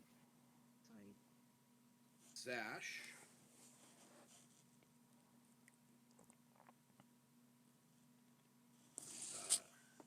Unless you have something as a reaction, which I don't know if you do. Can I catch it? So it is actually a melee spell attack, so it is not ranged. So it is not shooting something at you. It is basically zapping you. Then I have nothing. Okay. You take 9 points of lightning damage. Damn. And while this is going on, and there's all this commotion going on up in this hallway, Nylor and Albina, you guys are obviously a little bit closer. You're hearing this. Iggy, Smith, and Cephas, you guys see that around you there are 2 more of these wisps. Iggy is going to get zapped, and so is Smith. So that is going to go to Iggy, and this is going to go to Smith, which those 2 both miss. Cephas, it is your turn.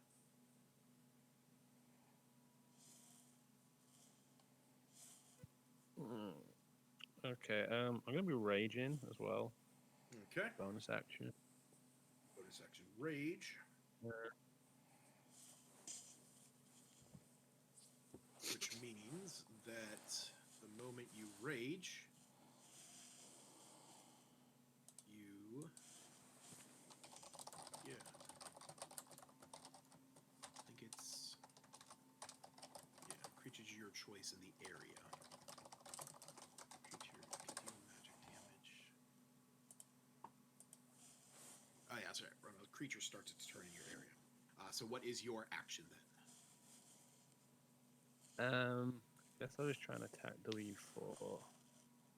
Okay.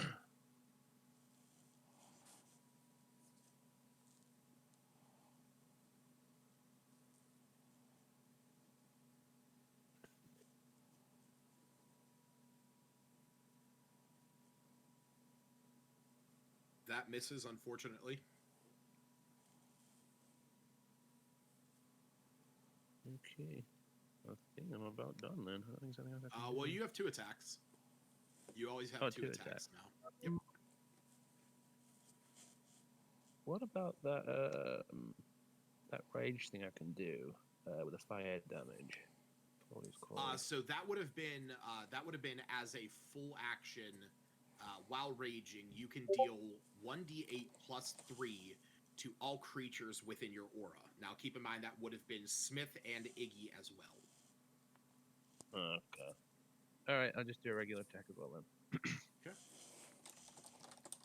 And it's also terrible. So yeah, I'm done. Fortunately, let's see something here. Choose catastrophe. When a creature starts its turn within your aura, you can deal. You can deal. Okay, your aura determines it. When you do so, when you enter a rage, and as an action while raging, you can deal to all creatures within the aura. Addition, creatures that start their turn within the aura take damage equal to 2.5. So 5 feet of you and take twice the aura damage. All right, so Iggy, starting his turn in your aura, he's going to take a little bit of damage. Sort of hot feet moment as he's going to jump around the corner as he is trying to shoot at this thing, and knowing that his magic missile spell worked before, he is going to cast that once again.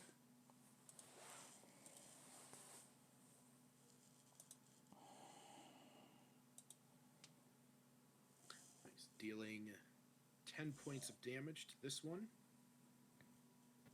And ending his turn, Smith... sorry, go ahead. I was just gonna ask, I'm stupid and forgot that I have another attack. Can I do that, or is it too late? Yeah, sure, go ahead and roll and see if you hit. Okay. I missed. Okay. So, Smith, being that you are starting... I'm going to have to reread over where I got...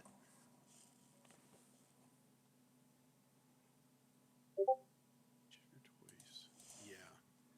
creatures that start their turn within the aura take damage equal to 2.5. So, Smith, you, as Cephas rages, this is sort of the first time that you're feeling this power that he exudes, but your resistance from fire is subsiding that just primal fury that you're feeling from him. So I'm not gonna have him deal damage. You're not gonna take his aura damage, but you're feeling this for like the first time since you've been traveling with him. You're now that you're right next to him as he initiates this rage. But it is your turn. So I don't need to worry about like falling back and getting away, or Right, because you have resistance to fire. I'm gonna say that it is so inconsequential that it's not a big deal for you. You've been around volcanoes before, so. monochromatic orb W4. Fire. Yeah. Fire. Okay. Go and roll to hit.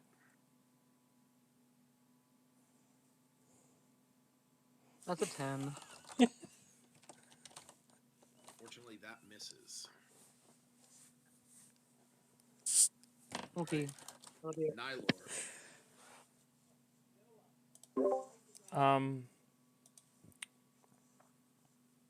I'm gonna target W5 with magic missile. Okay. Just I always forget how many charges of my staff this takes.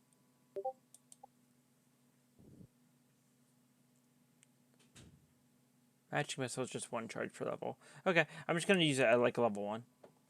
Okay. So go ahead and roll 3d4 plus 3. Oh, ignore that then. I just clicked it. It's 1d4 plus 1, so. Well, it's 1d4 plus 1, but it's 3 times. That's, so okay. You can do it either way. Okay. You just roll 2d4 plus 2. Call it all together.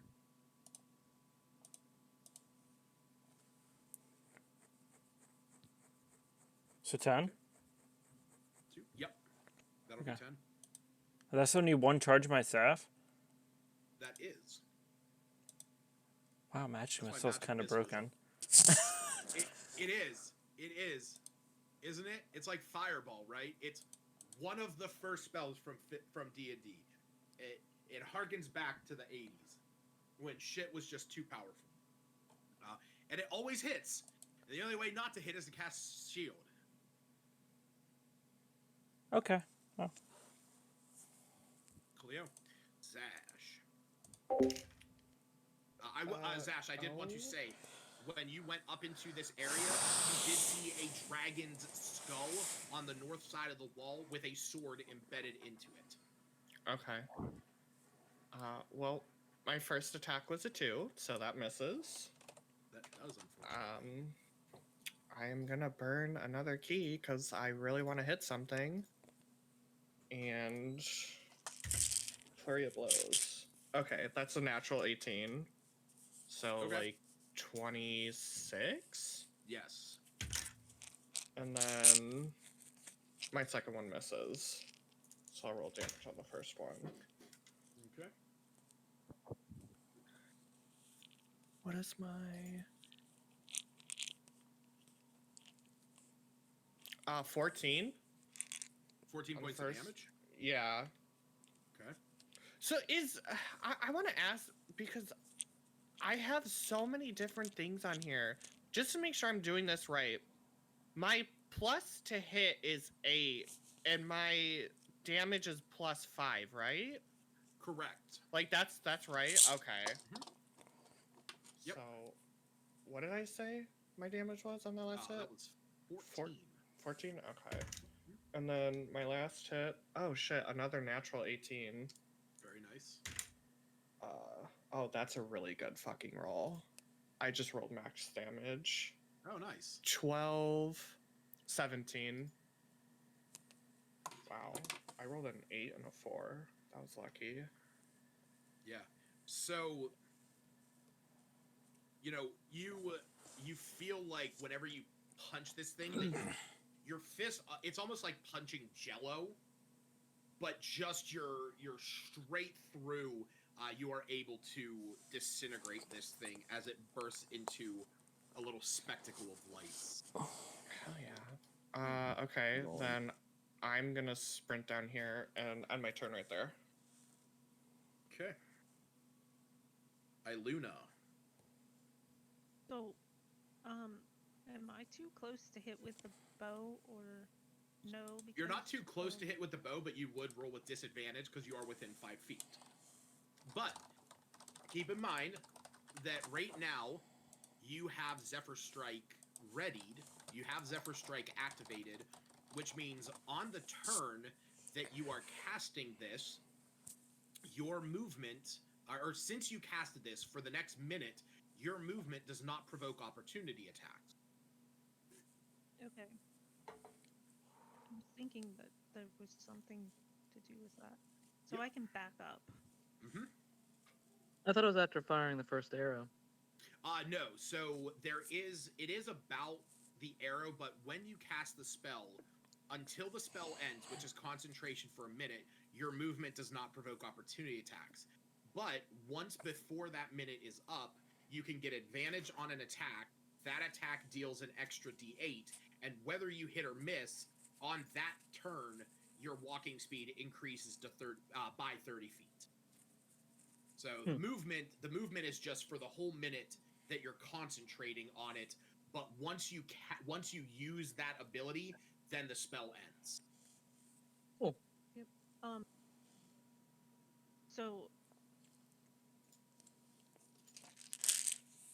I get 2 attacks, right? Yep. In this moonbow, let's see. What's it say? Must roll con save or be blinded. Can I blind a will-o-wisp? Or do I have no idea? There's no eyeball. I mean, technically you can, because its condition immunities do not list blind. I was gonna do that then. Let's see. Remove a star, yes, and try and blind a mode of light, so that'll be fun. Do I have to? I don't have to do anything. I just have to say that. Correct. You just have to do your charge. You have to click for your charge, and then your bow will. Let me see here. Yeah. You can remove a star. When you do, it becomes blah blah blah blah.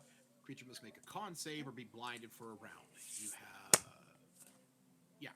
Yeah. So when you make your attack, after you've chosen for that, then this little wisp will make a con check, which I believe he passed, so he is not blinded.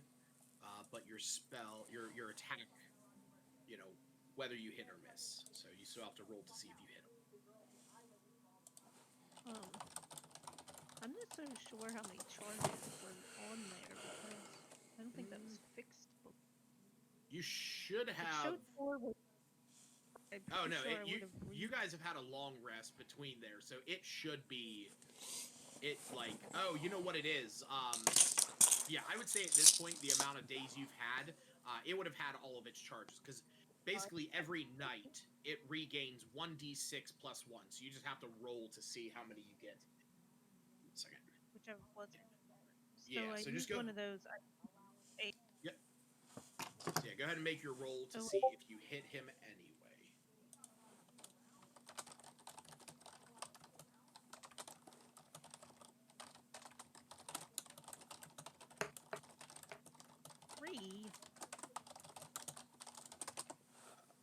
Go ahead and make your other roll, because that does not hit. And then I will be right back. 19. That's better.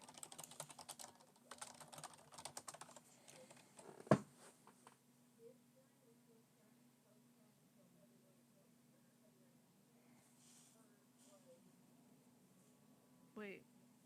Sorry. The first one with advantage. This one's with advantage. because of the Zephyr Strike. Oh yeah, that's right. Yeah, yeah. Well, technically, it's any. It's not the first one. It's any attack you make until your minute is up. So if you want to give that one advantage, that one would be the case. That was what I was. Okay. I'm trying to remember to do that, and then also to remember the bracelet, and I'm trying to remember everything that's new. That's why I forgot. That's my first. Yep, so that's your first attack, so go ahead and roll the damage. Ugh. But keep in mind that it deals an extra 1d8 for your Zephyr Strike. And 1d something for the Moonbow blinding. No, it doesn't. It doesn't deal. Yeah, it doesn't deal extra damage. It can. You can expend spell slots to deal an extra 2d8, but that is not the case right now. So go ahead and roll that extra d8. Yeah. That's for the Zephyr Strike, right? Mm-hmm. Okay. So that's 7 points total. That's the first attack. Correct. So Zephyr Strike is no longer procced.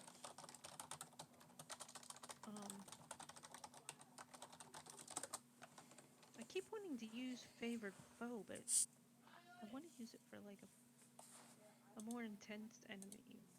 Just wait. Okay. So my second attack would still be the same. Oh, that hits. Go ahead and roll the damage. 5, 8, yay. Yeah.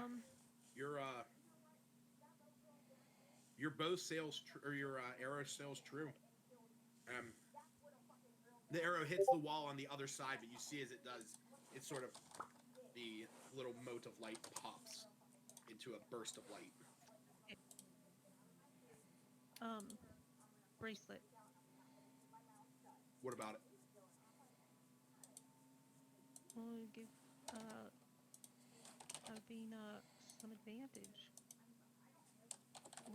It's not necessary for the tiny little dots of light. Okay. So which one are you giving her? Rad Strike. Okay. So go ahead and use one of the charges on there. So for those of you who don't know, so the way that we are going to play the first time this ability being used, during the time when Zash was going about doing his thing back in Phandalin, what's her name? Zelene was making the concoction for Zash. And we did not get a chance to RP the scene between Albina and Iluna and Maggie. During that time, they went and talked to Barthen and made friendship bracelets.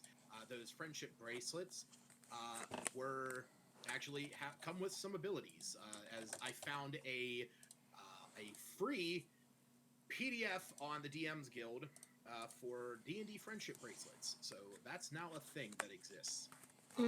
But what this looks like, Iluna, as you pull back the bow, you release your arrow, do your second shot, your bracelet begins to glow as you feel this warmth coming from it, and Albina, the bracelet around your wrist begins to glow as well, and you feel that your weapon is being charged with radiant energy. So your next weapon attack deals an extra 1d8 radiant damage. Ooh, okay. Yes. It's Moonbow. That's what I'm confused. The targets must roll a con save. Did they roll a con save? I did. I rolled a 14, and your DC is a 13. Mm-hmm. Both times? Well, you killed it on the second one, and not only that, you would have had to have used a second charge on the second attack, because it is a con save per charge. Gotcha. But yeah, Albina, your your bracelet is glowing with radiant energy, and you feel the power of Tempest and friendship is magic flowing through you. I shout, "Friendship is magic," as I realize. And from the My ether, you hear, My little pony, my little pony. Hell yeah! as Oh. and then Cephas feels that his horse down there is just bobbing out, you know. Mm-hmm. He's got a DJ set up down there. He's jammed a My Little Pony. Now, So I Althea, can't it is your move. turn. I can't move You- my spiritual weapon, can I? You absolutely can. You can use a bonus action. You can use a bonus action to move it up to 20 feet.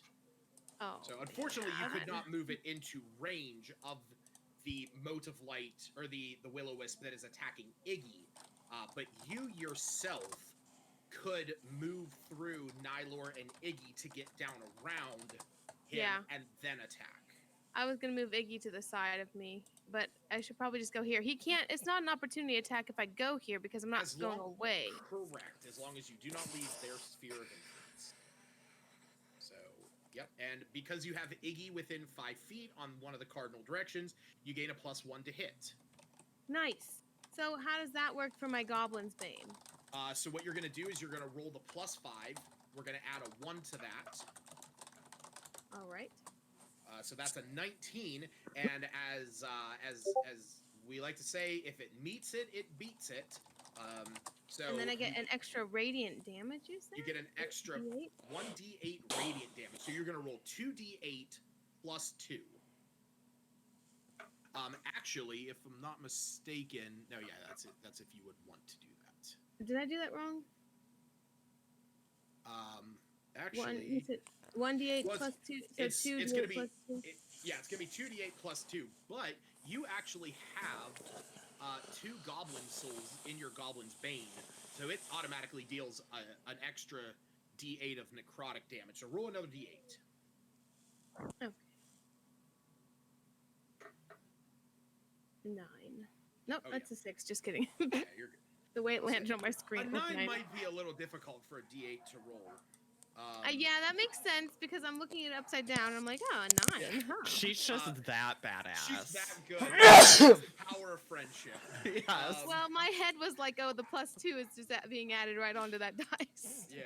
So you make your way down there. You're pushing past Iggy, seeing this moat or this will-o-wisp zapping down at him, and you take your goblin's bane and stab at it, and just the necrotic energy, the damage from your own power, and this radiant energy just explode the will-o-wisp into dust.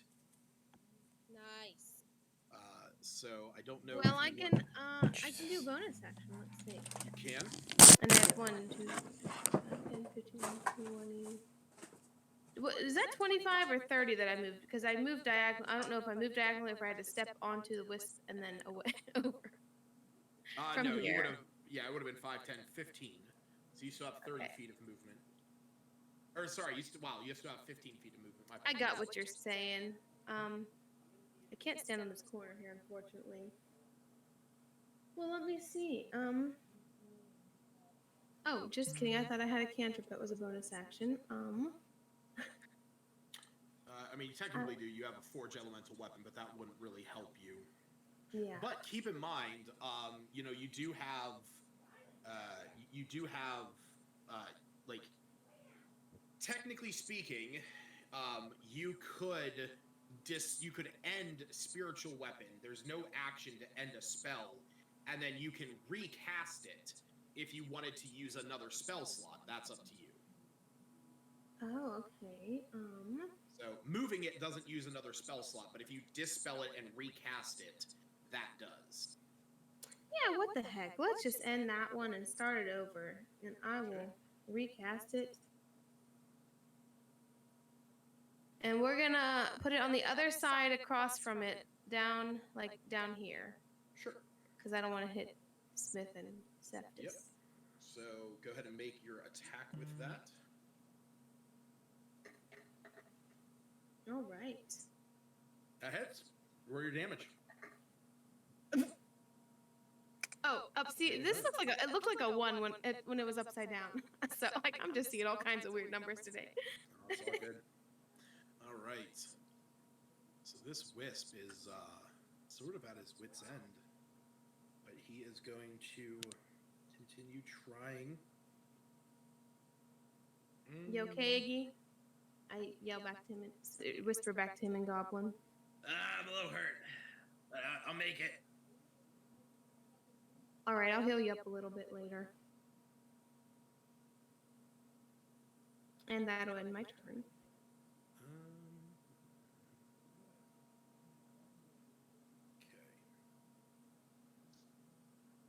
Okay. You see that before Smith's eyes, it turns invisible. Oh. Cephas, it is your turn. It's invisible now? Well, you just see it's the light that it is just gone.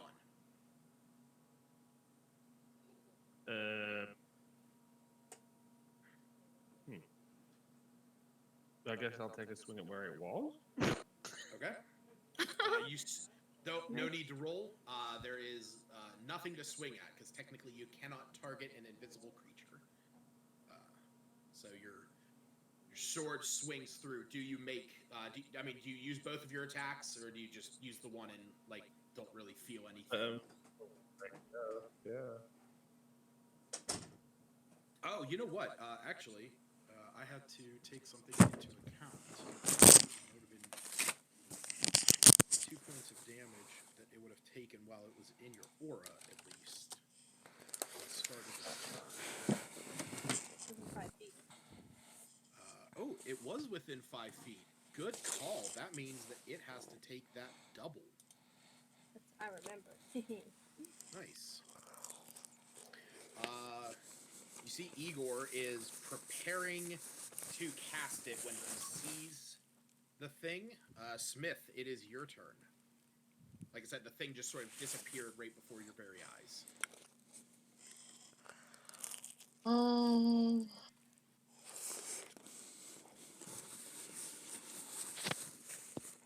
I guess prepare the dodge action. Okay. Or take the dodge action. Yeah, you would take the dodge action. That gives disadvantage on their attack if they attack you, and gives you advantage on dexterity checks. Or Okay. dexterity saves. Nylor. I AFK'd to go get pizza. What happened? So there is only one left, and it was right in front of Smith, and all of a sudden the light of it just went away, and Cephas went to swing where it was, and there was nothing there. So Iggy is like, getting ready to cast Firebolt whenever this thing appears, and Smith is, getting ready to dodge any incoming attack. Can I ready a frostbite for when I see it? Sure. Okay, that's it. Out of character. When you say ready, where do you see like that you're readying? I don't get that. So what it is to ready an action. First, you must declare what you want to ready and what you want the trigger to be. So, for example, Iggy is readying his firebolt cantrip. So what this means is he is already in the process of casting Firebolt, but has not released it. That is his action. His trigger is when he sees the Will-O-Wisp, he is going to fire. So you can ready an action, and then you set the trigger, and then the moment that trigger happens, your action happens. Now you have to be specific, because if, for example, you were standing behind a door and you said, I'm readying an action to stab the next thing that comes through the door, and then comes through this cute little innocent puppy, you've already readied your action and made your claim that you're stabbing the first thing that comes through the door. Can I say hostile creatures then? You can say, Yeah. I want to ready an action that if I see like something specific, Oh. you know, it's like I want to ready an action when the cultist walks through the door. You know, it's something like that. You know, you can say whatever, because unfortunately when you ready an action, that trigger becomes sort of set in stone. So then I could say, like, I want to ready my action. I want to ready inflict wounds if the, wisp shows up in front of me. Yeah. Within 5-foot range. Yeah. So basically, you would say, I want to ready inflict wounds that if the wisp is within 5 feet of me, whenever it appears, I want to cast that. Yeah. And so you start casting it, like your fingers start glowing or, you know, exuding necrotic energy as you prepare this. It's why readying a spell, you have to be in the action of casting it, which means unless it is something that you're using subtle spell on, you pretty much are always announcing that you're going to cast this spell. Like Fireball looks like you're casting Fireball. But then also, if he doesn't show up, like if they kill it before my next turn, essentially I don't lose that action. Then unfortunately you just lost your action because now the trigger is gone. And like if you do something that costs a spell slot, your spell slot's basically wasted. Oh no, Correct. I'm not going to do that. Because then. you've already claimed that I'm casting this spell, so you've used your spell slot, and basically if it doesn't work, that slot is lost. No, I'm not that was hypothetical. I'm not going to cast then. That's ready fine. it, I mean. Okay. You can ready a cantrip. You can ready a cantrip. Yep. What? Okay. Oh yeah, that's right, because cantrips are considered actions. So. Well, okay.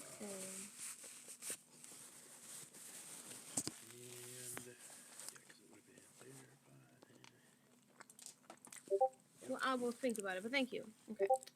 Zash. You sort of see everyone's at like the ready. You know, they're not. You know, you can hear Iggy's like, "Where the hell is it?" And so you assume that this thing has disappeared. Whatever they're fighting. It was like down here, right? Down by Smith. Yeah. Okay. I'm gonna run up here and check out the skull. Okay.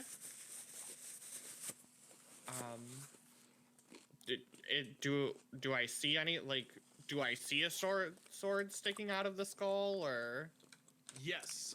You do see that there is a there is a rusty, or sorry, Rusty? We came here for a rusty fucking sword. Where the fuck? No, sorry, I was misreading something. I just have to reread this real fast. Yeah. So it's not rusty. It is actually fairly immaculate compared to everything else in this place. But embedded into the skull of this dragon skull, which the dragon skull seems as if it is protruding out from the wall, almost as if this is where the dragon of the fabled Dragon Barrow was killed and laid to rest. Okay. Learning from our recent experiences with the coffers, I'm going to tie a rope around it. Okay. Back up and try to huck this bitch out of the skull.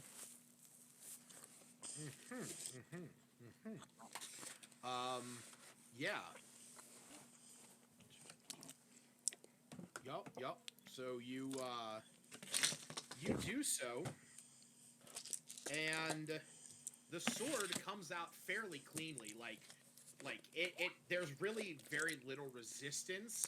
The sword clatters across the floor. It lands, right next to you, basically. And the moment this happens, you see this sort of black fog begin to emanate from the hole where the sword was.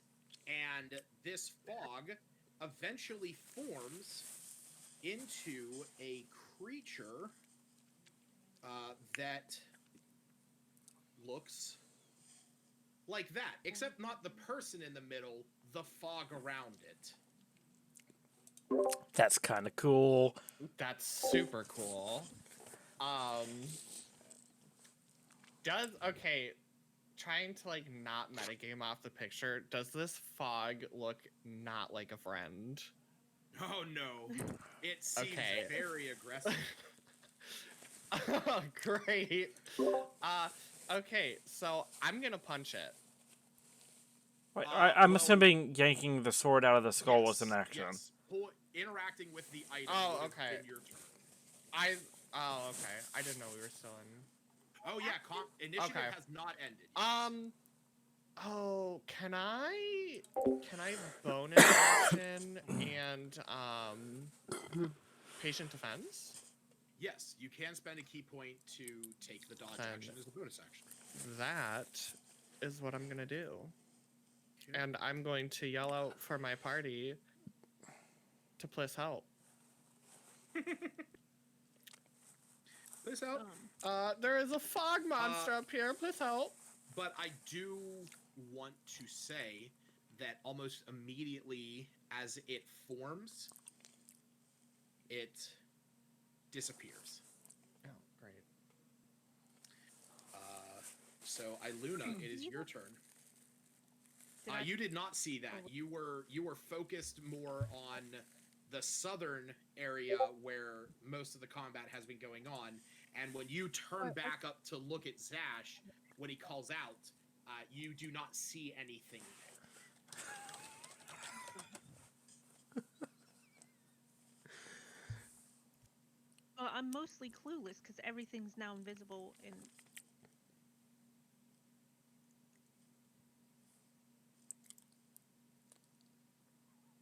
What happened, Zash? So he said, like, I saw, Did he have time to say anything? Okay. Well, yeah, I guess it's up to Lucas how much I was able to say. But I called out that there was a friendly fog monster that appeared. I mean, you guys can talk as a free action, like you know, there's a sort of a time frame. What he was doing, but she doesn't see anything to attack. He looks okay. I mean, he got a sword, so congratulations. But she doesn't see anything down here either. Correct. So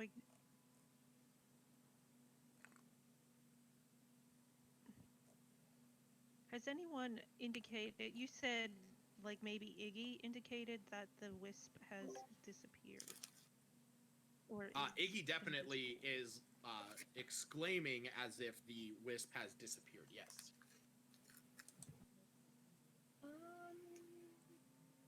Okay, I was assuming Zash's little new friend would have stayed, and I was gonna favored foe it, but no. I guess it's gonna get ready the moon bow to attack either a wisp or whatever the hell Zash thinks he saw. Let's see this. Okay. Reading about something. So if it seems like somebody needs help in either direction, and just stay here, that seems so What is your trigger? Like, if you see the wisp, or if you see whatever Zash is fighting? Why can't it see both? I have eyes. Can't I stand like so I can? That's fine. I will say, yeah, I'll say that if you want, you can ready it that way. So, yeah. Also, I just shared this on Encounter Plus. Because I can't see way down into where I can't really see past Nylor, really, right? Correct. And anything that's happening with Albina and the other three, I'm more or less clueless. I had a game question. Ready. Go ahead. I'll finish. I'll wait for Stacy. Sorry. That's fine. Yeah. You're gonna getting like lost my thoughts. So I don't know. No, I got what you want to do. You're good. Good, Um, because I don't. Hang in there. All right, what's up? So I was reading more about Sacred Flame cantrip. Or just kidding. Produce flame. Produce flame. I Mhm. looked at the wrong screen. At the bottom it says it's just like a flame, like 10 feet radius dim light. Yes. And then it says I can ready that, and then if I see the wisp, I can hurl the 30 hurl it at it and it takes damage. So the thing to keep in mind, produce flame is a cantrip that can be used in combat and out of combat. You create a flame in your hand that sheds bright light for 10 feet, dim light for an additional 10. Basically, that light can last for 10 minutes, or as an action, you can shoot it with the, you can cast it and shoot it, and when you do that, actually, you can also attack with the flame, although doing so ends the spell. Yeah, so when you cast the spell, or as an action on a later turn, so you can cast it and then as an action later, you hurl it at a creature, making a ranged spell attack. But it doesn't use a spell, or it does. Right, it's a cantrip, so you can use it as many times as you want. So it just does not use a slot. So I'm gonna ready my produce flame, so we also have some more lighting around us too. Sure. All right. Say I'm ready. So what are and you? then I'll you're hurl it at it when you see the wisp. Yeah, I'll hurl it at him. Okay. Him or it when I see it. All right. So. No, my confusion. I don't think you're readying an action that when. Because I don't actually see anybody to be a foe right now. Well, considering favored foe is an ability that you use as no action, that's not part of a readied action. You just do that. Okay. But also it says when I hit the creature, so I actually have to. Right, you have to hit them in order for it to take effect. I'm Seftis. like off in the corner trying to watch peripherally both directions. Seftis, you see the wisp sort of come out of this wall, and it is going to zap you, which misses, but then it's almost in like one clean movement, you see that it is moving into this wall. I will give you an opportunity. Actually, now that it is in the wall, you cannot see it. But you can see that it sort of is moving just past Smith and Albina's line of sight. So the two of you will get your readied actions for produced flame. And I believe, Smith, you said you were readying chromatic orb? No, I was dodging. Oh, you were dodging. Does Iggy see it? Does who see it? Iggy? Yeah, I will say that Iggy sees it because it's sort of moving this way. Good call. So Hannah, you can go ahead and roll. So Iggy misses. Will not take fire damage as well from the rage. Oh, ignore that. That was produced. Well, they're the same. Good call. Except for it's fire damage, not radiant. Well, so hold on. If you were you casting produce flame? It was produce flame. I just clicked the wrong roll. Okay, so make sure roll your d20 plus. Oh, plus 6. I'm sorry. Yes, That's right. That's your to hit. Gotcha. So unfortunately, a 17 misses. Your fire blast does go wide.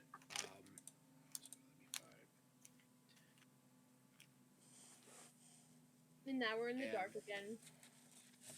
And you see that you can. I will say, Smith, based on your knowledge of these things, you can see the light of it begins to sort of dim, but it does not go out this time.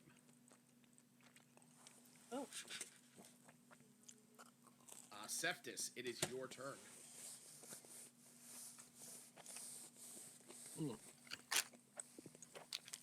I guess.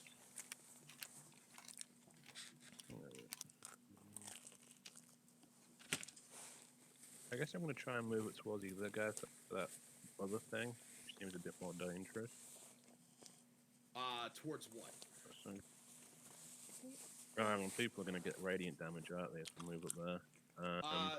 So basically, with your rage, and I'm gonna have to sit down and really dig into what the specific here is, because it says. I thought it was and it didn't do any damage to people when it was raging. Yeah, that's the thing. It says when a creature starts its turn within your aura, you can deal magic damage to it equal to half of your level. So that's the 2.5. Your aura determines the type of damage dealt. When you enter a rage or as an action, you can send power surging through the area. When you do so, creatures of your choice take an amount of damage equal to 1d8 plus your con. So I'm gonna say that your aura is the same thing, because the actual wording is when a creature starts its turn in your aura, you can deal magic damage to it. So I'm gonna say that you can specify that. So Iggy will get that one hit back. Okay, so I'm free to move around between the party now, and no one will get fire damage. Okay. I thought that's what he's doing before, and I couldn't really remember. It's just if you use your aura ability, that's where the one damage one. That one. To give them even more. Yeah, I was gonna try and move further up.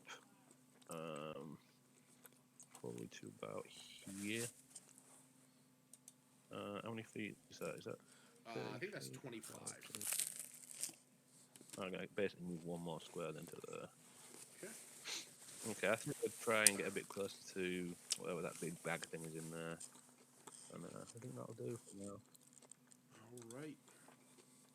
So up next is going to be Iggy. Seeing where that wisp went, he is going to move down here. And you see him unleashing a bolt. Holy shit, that hits. You actually see him fire a bolt, and he goes, "Yeah, got it!" So the will-o-wisp is dead. Yay. Nice shot in Goblin. So were they just high AC, low HP? 22 HP, 19 AC. So they still had a fair amount of HP considering, but yeah, they had a very high AC. That's actually what makes will-o-wisp sort of devious. Not only that, but none of you had to deal with this because none of you got low enough hit points. But as a bonus action, the will-o-wisp can target one creature within 5 feet of it that has 0 hit points and is still alive. That target must make a DC 10 con save against this magic, or just die. If the target dies, the will-o-wisp regains 3d6 hit points. So it's a good thing none of you went down, because otherwise it would have just probably killed you. Is getting animate in and out of the orb an action? Yes. During combat. Yes, it is a full action. It's a full action to recall her and pull her back. Yes, I believe that's what it was to begin with. No, get her out, because I was going to get her back out, but that would be a whole action, and readying an action is a whole action. Right. So you could, you could use your action to call her out. Well, I used my action to ready an action. Well, that was your previous action. So far, right now, because we're still on Iggy. your action has not taken effect yet from your last turn. But I meant on my last turn, I was calling her back out. That would take up my whole action, and then I wouldn't. Be ready Correct. for Yeah, anything. you wouldn't have been able to do anything else other than a bonus action. Okay. Zash. Yes. Here. For a brief second, you see that billowing right behind you, and then you feel this past you, and then it's gone again. Do I get an opportunity attack? No, because it technically never moved out of your sphere of influence, but not only that, you cannot attack creatures. You do not get opportunity attacks on creatures that you cannot see. Okay. So the moment that he it's not even so much that he is visible, it was just that for the brief second there was almost this like breeze behind you. Mm-hmm. Okay. Can I tell that's what he is doing? Is he's going invisible? Oh yeah, I mean he went invisible. Okay. So he is still invisible. Smith, it is your turn. Sorry.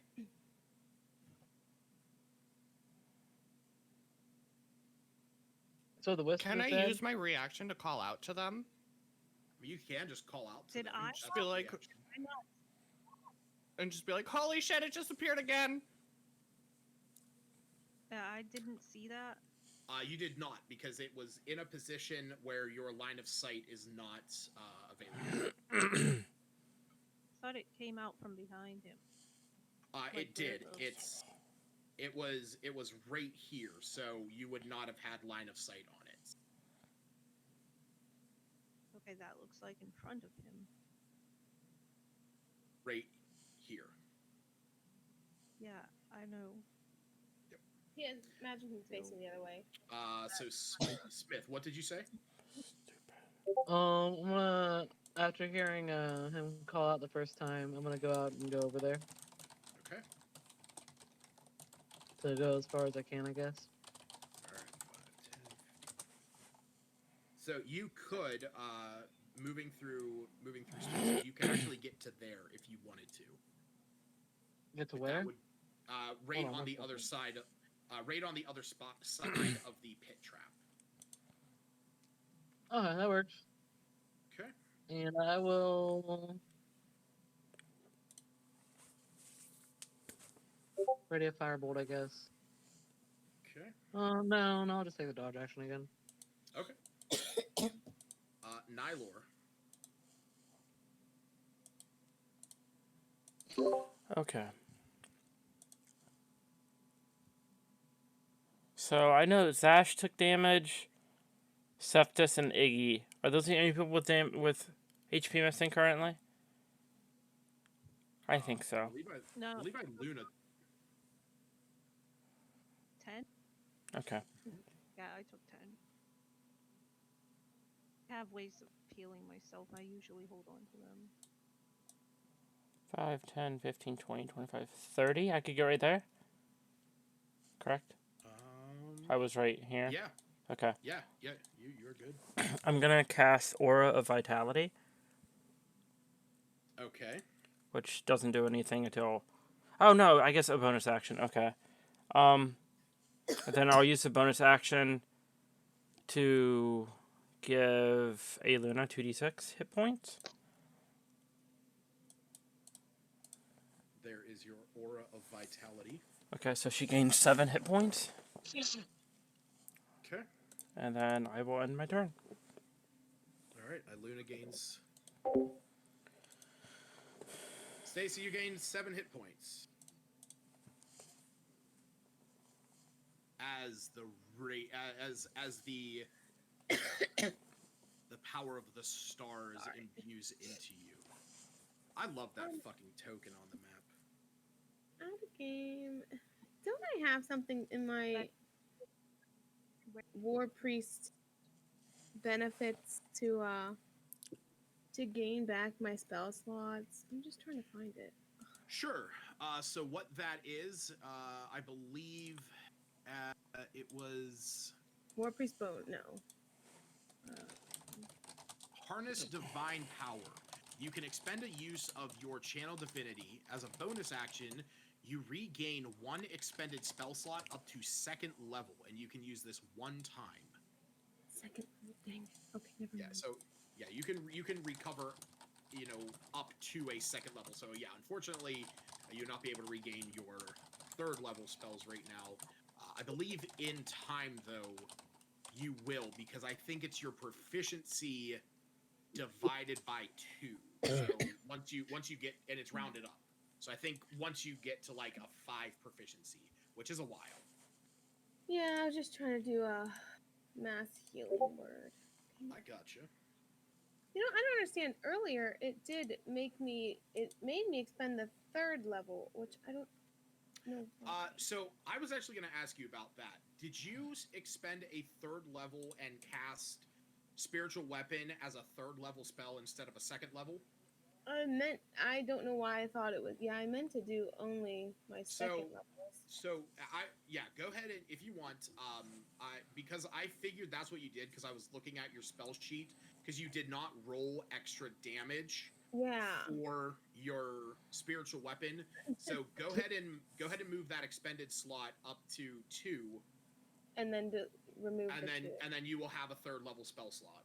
Cause yeah, I was so confused. Like, how come I didn't get to choose that? Okay. All right. Thanks. I think I just had scrolled down on the page and I saw spiritual weapon. That's where I just rolled it. Like just looked at it and I was like, okay.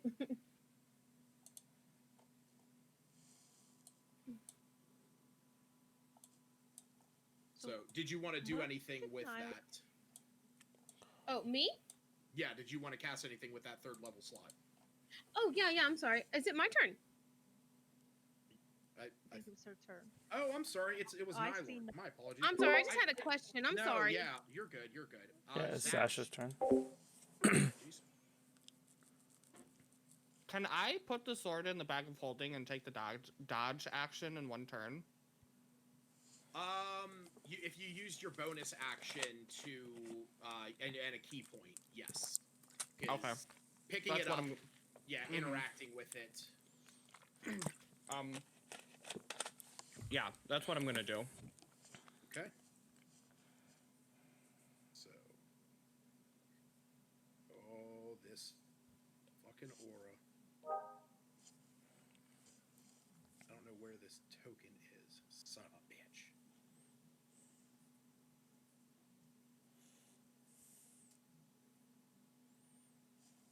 Oh.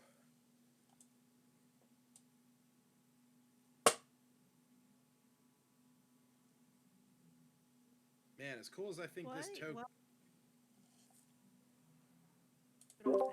You could change it to something else. Yeah, I was gonna. What is the radius of it? 30 feet. 30 feet. Yeah, it's gonna be easier if I do. As much as I like what that other one looks like, it's a pain in the ass to deal with. I think the green's a little hard to see too. Well, it's gonna. What color do you want it then? Oh, I don't care. Well, I do. So it's I liked the green. Black like no. my soul. Okay, well that green's easier to see than the pale green. True. Well, that's nice. Oh, that radius is actually humongous. It is, isn't it? What? Yeah. Hell is it? Aura of vitality.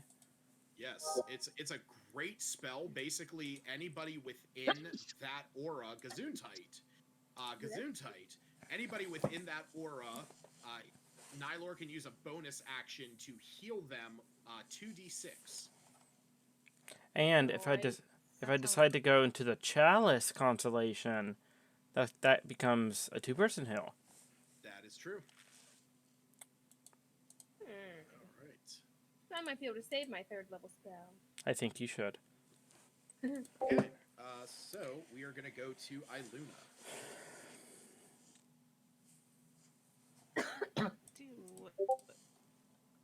I'm already ready. You can't see your foe.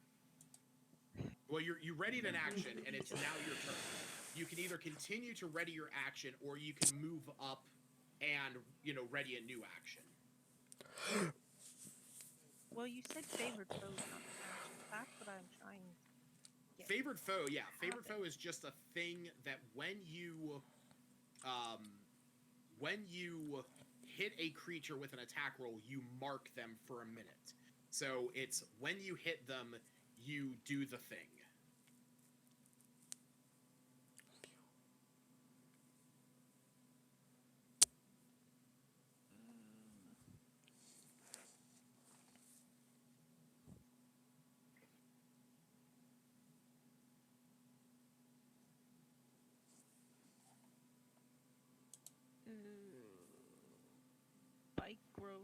Spike growth affects everybody that's in there. Yes, it does.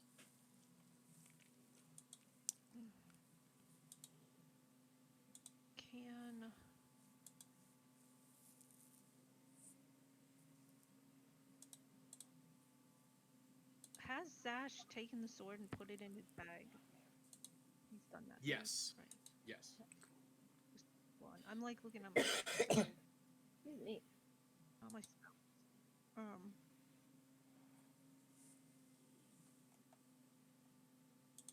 I forget which, and I never know where to find it. Space stuff in spring does. Never find. Spring allows you to touch another creature, and they teleport 30 feet.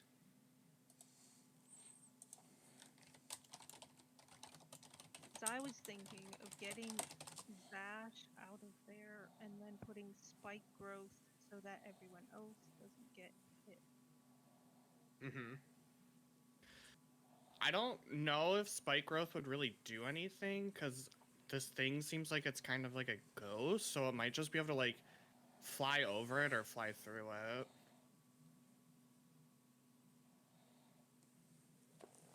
Is spike growth even possible in the stone? I mean, spike growth is possible anywhere you wish. It will just configure to the space that you have.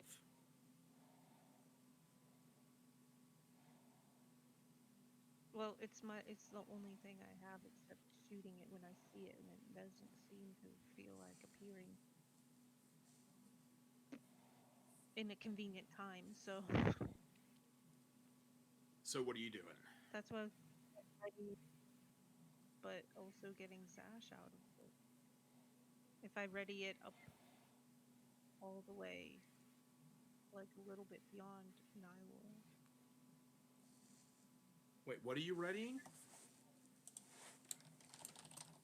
Growth. So if it appears, it'll just grab it, or just throw down growth, and then if it can be grabbed that way, then it can, and if it can't, that's all I have. So. Okay, that's fine. So, are you moving up to be, in sight of that area? I'd be in it. I'm okay. Like, I have the dodge action going and everything, so I'm pretty safe. Well, I'm not. Not if I put a spike growth, you won't be. It'll get ya. I mean, technically, he does have advantage on the dex save against it. And, Zash has a +7 to dexterity saves, so...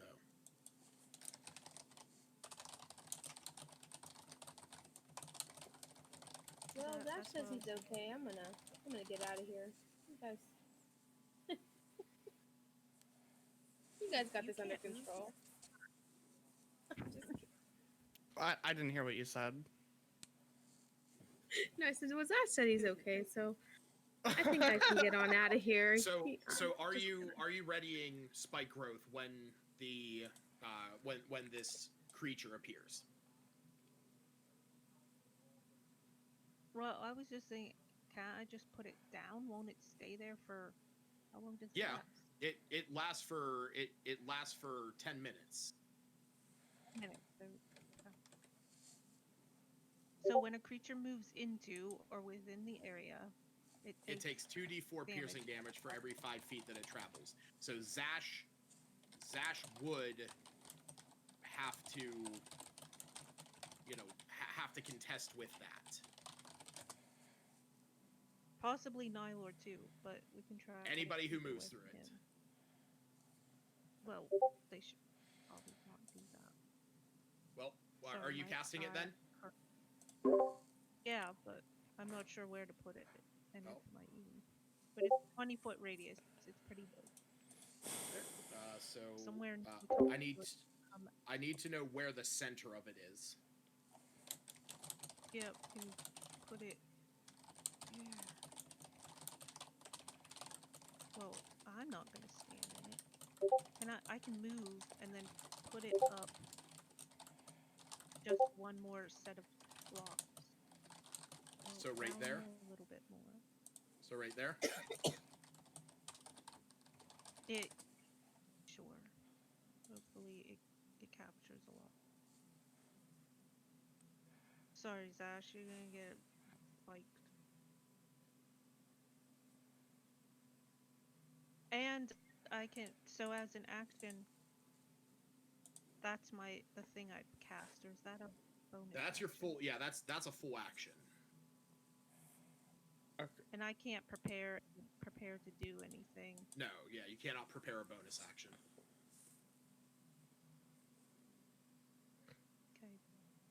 Okay. Now, click my little ball. Oh wait. Can you share spike growth on Encounter Plus, Stacy?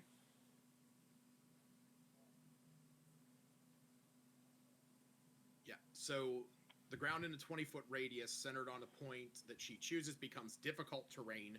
When a creature moves into or within the area, it takes 2d4 piercing damage for every 5 feet that it moves. It looks natural. You can't see the area at the time the spell is cast. Or if you don't see the area when it's cast, you have to make a wisdom save. So there is actually no save. I was looking at Hail of Thorns before. There is no save. You will just take damage as you try and move, if you try and move. Okay. And I know it's there? Yeah, you saw her cast it. You Okay. sort of see, like, rocks in the ground sort of bike up and stuff like that. So many ores. Jesus H. Christ. Albina, it is your turn. You hear a lot of shit going on up north. Well, I guess, holy heck, I lost track of my movement. Sarity would be on top of that lovely spike thing. Can I jump over crooked? No. 25 would put you there because you can move through corners. Oh, that's right, okay. 15, 20, 25. So you just would not be able to move beyond that space considering there is nowhere else for you to move. Because you cannot end your turn on another creature's space. Yeah, that's why okay, I thought I had to like alright, let's see. Well, so I can see up into the everything you just did, Iluna. So you can see. To you, the ground. You know what? Just really quickly, roll me a wisdom. Roll me a perception check. This isn't going to count as an action or anything. I just want to see if you can discern it. No. So the ground looks a little craggy, but it doesn't look. You know, you would not know that there is spike growth cast unless she specifically tells you. Okay. Why wouldn't I? Well, I don't. All right. Careful. Upon arrival, I was gonna ask her what's going on. And I was thinking of using my element. No, I have to be in 15 feet. Oh. 1 second.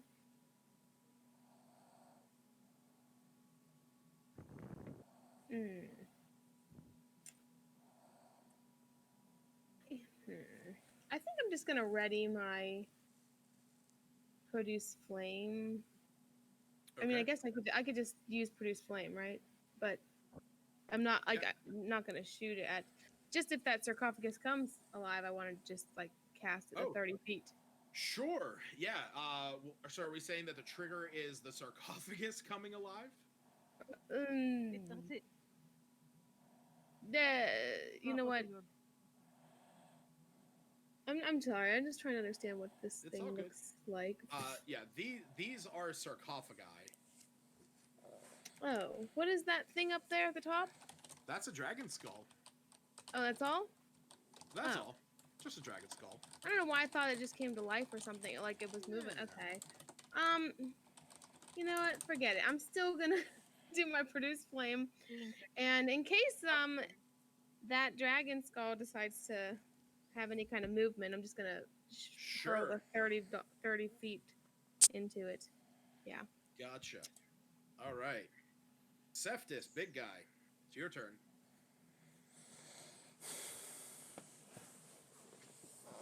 I don't know. I guess I will come and stand on this W2 blob just to see what's going on. And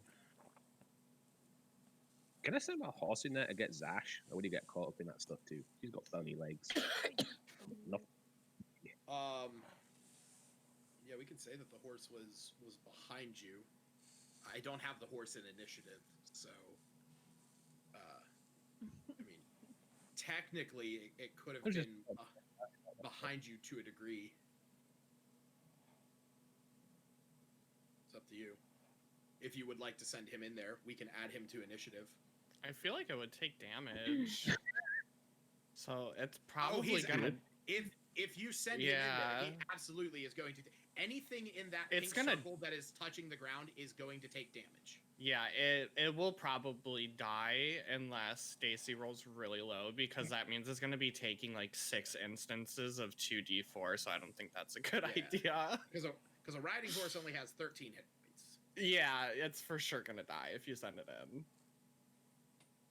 Alright, never mind then. He can remove his little character token. I honestly don't know what else to do. Not like I can prepare anything, so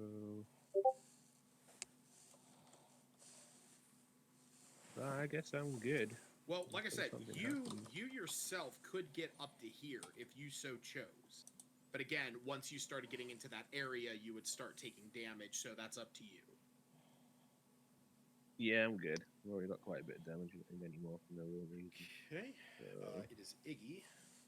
Okay, or is that the end of your turn? Yeah, that's it. I can't think of anything else to do. You see Iggy making his way up.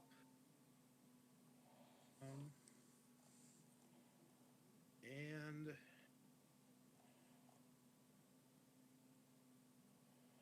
Zash, you feel those 2 breezes once again, but nothing happens.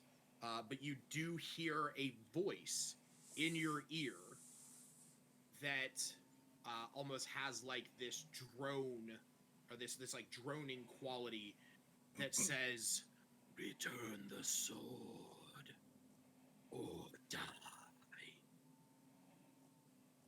I'll just say back, "Why?" It is Smith's turn.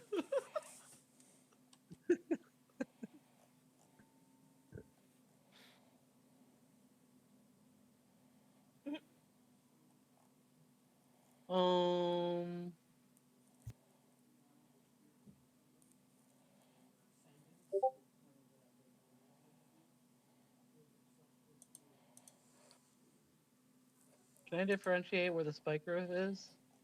Roll me a perception check.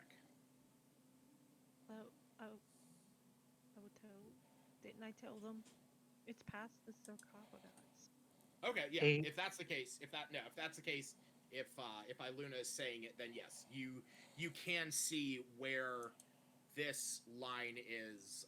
That it becomes far craggier.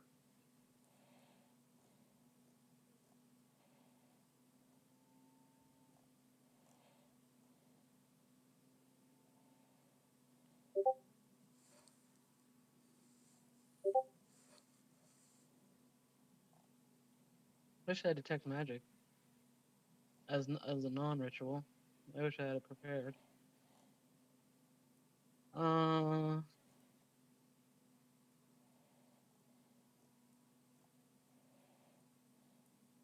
Dodge action.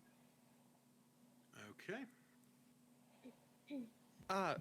Smith, is there any way you could like mage hand the sword to yourself and then identify it?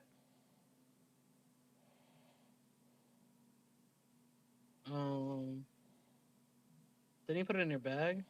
I did, but like if you I can take it out and like give it to your mage hand on my turn. And then like maybe it'll tell us something about like what we need to do. I will remind you, identify takes a minute to cast. Oh, does it? It does. Oh, balls. Doesn't he have the goggles though? That takes a minute to cast. If he casts it as Balls. a ritual, then it's 11 minutes. Okay. I didn't know that. Sorry. Sorry for laughing.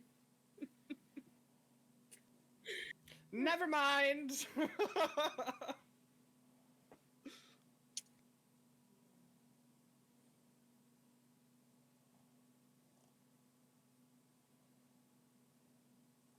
So you're just taking the dodge action? Yep. Okay. All right, I'll be. Wait, is it my turn soon? It is going to be in another 2 turns, so you're good. Nylor. I'll be right back. The only thing that you can see, Nylor, is sort of this like whoosh right past Zash, the hairs on Zash, like almost as if like somebody was like brushing a fan right next to him. Did I see like? Was I able to see if it was in the same area that it was the last time? So it wasn't. It was not. But the direction that you're seeing these like this like blast of wind is the only thing you can detect, because it was only that first time for Zash that it was more like an explanation of how it was being felt. Like you did not see anything.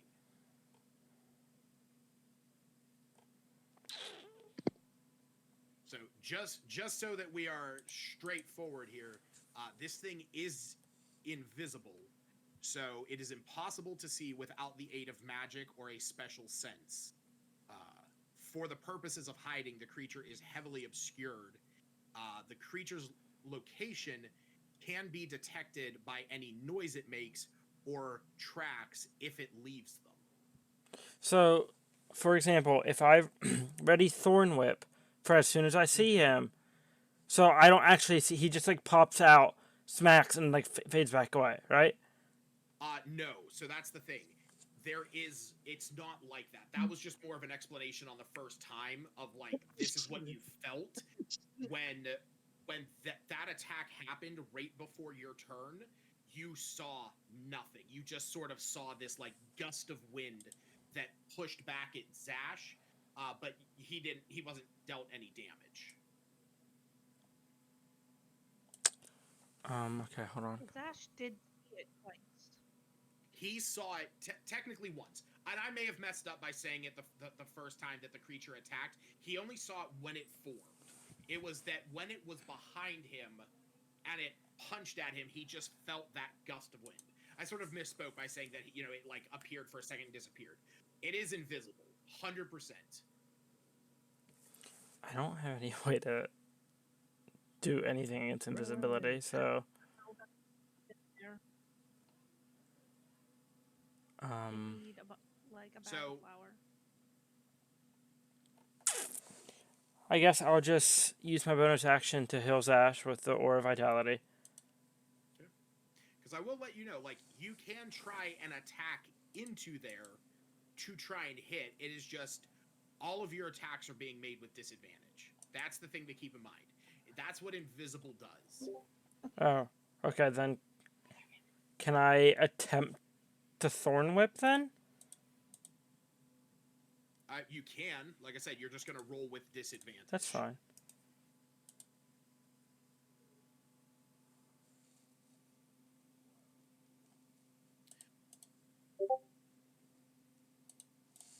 You're casting Thorn Whip? Mm-hmm.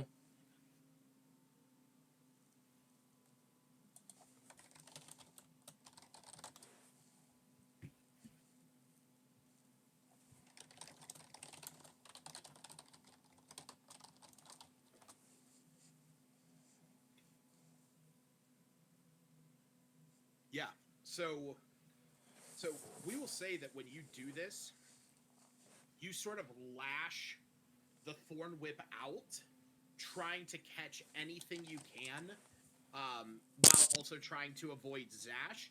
And you see that the thorns begin to wrap in an area Holy right shit. here. Holy shit, I did it. Okay, I'm gonna pull him. I'm just gonna say, you just hit his AC. Okay. I'm going to go ahead and pull him 10 feet closer, so it activates what? One of the spike growths? No, it does not affect any because it is a flying creature. Oh my god. Okay. So it takes no damage from spike growth. Regardless, I'm still gonna pull it 10 feet closer. Yep. Because you need to roll 2d6 for the piercing damage that you're dealing to it. oh, because that also pulls him into Cephas's range too. Well, him starting his turn in Cephas's range will proc some of the fire damage, but your thorn whip does damage. Oh yeah, I'm just making an observation. Oh yeah. Okay. Cool. I did it. Yay, I did things. Okay. Yeah, so I will say that, so when you do this, like I said, it sort of, wraps around him. You pull it, you can see this collective space that is right there, and then the moment your thorn whip is gone, you don't see this thing anymore. Like it was more or less you were pulling space, but you knew you were pulling something. Okay. Smith, where'd he go? Smith! No! Zash, I will say that you at least saw this. So until this thing were to move again, you have a general idea of where it is. Okay, well, I guess it's gonna go to the trusty old Matilda. Okay. Try to hit this. I roll with disadvantage, right? Yes, because it is still invisible. Okay, so my first was a 19. Okay. That's cocked. And then a 26, so 19? Jesus Christ. Yeah, I rolled a natural 19 on the second one. Okay, so it's a 19, so that hits. So go ahead and roll your damage. Okay.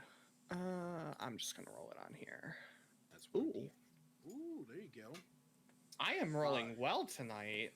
So you throw Matilda where Nylor had pulled this thing, and you sort of see it get caught up for a moment, and then just drops to the ground. Bitch. I will call out to Matilda. No! Yeah. Come back, my love. Iluna, you can hear that there's a bit of a scuffle going on the other side of the wall from you. How do I... Was it possible to discern whether my thorns have done anything? From what you can see, you do not know. You have not seen this creature. But I did see Nylor move something. Yeah, you saw, from where you were, you saw Nylor's thorn whip wrap around something incorporeal, like something that isn't there, and then it pulled that thing towards him, but you were not able to determine whether or not it was taking damage from your spike growth. Well, clearly, I don't want to walk through the spikes. But I'm guessing this thing was pulled towards Nylor over here, where I can't see. Correct.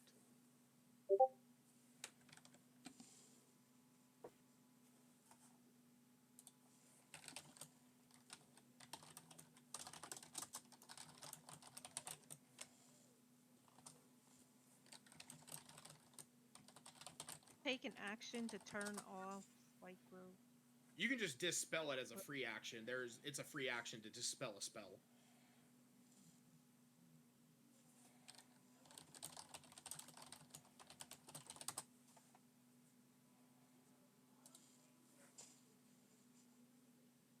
spell it and walk around.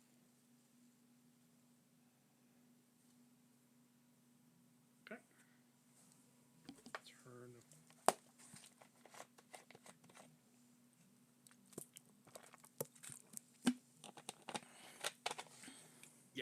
Yeah, Zash.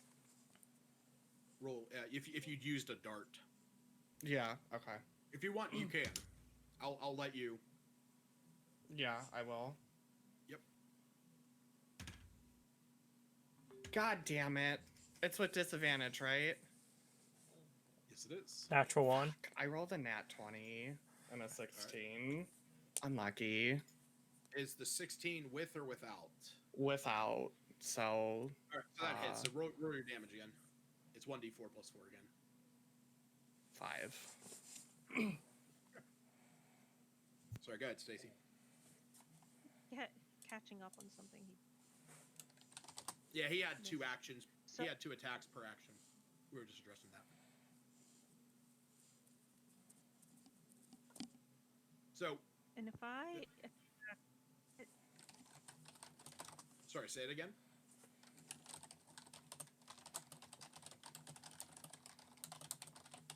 I'm just working under the assumption that there's something right above Nylor because he pulled something towards him. Yeah, it would make sense. You can see Zach. Thorns There is wrapped around. No, those are gone.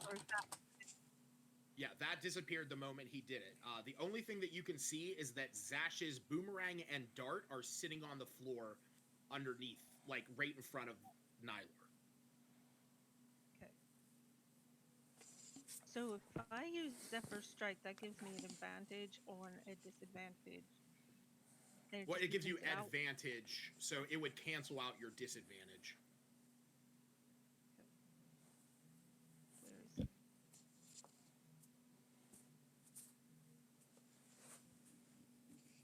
Right, and then that gives me, it just cancels out the disadvantage of being invisible. Correct. So your first attack is going to be made normally. Your second attack would be made with disadvantage.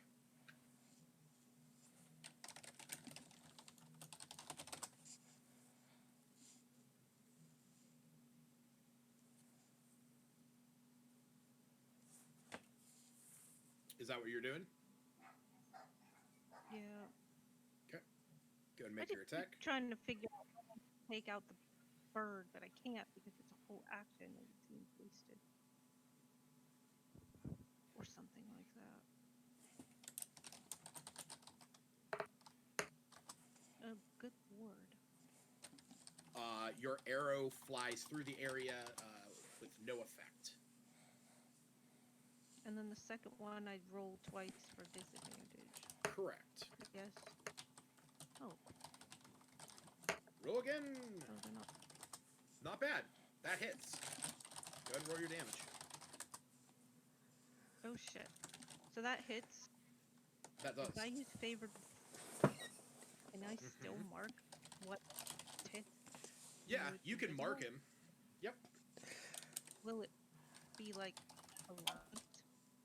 No, Is that how it works? It is not. Yeah, so basically, it is a mystical bond that transcends anything else. So basically, for the next minute, or until you lose concentration, because when you use this, you have to concentrate on it. You just, when you hit him, you just deal that extra damage. So I hit it, I'm marking it with favored foe. It'll additional 1d4 plus plus, I mean, just your normal damage plus 1d4. Plus 1d4.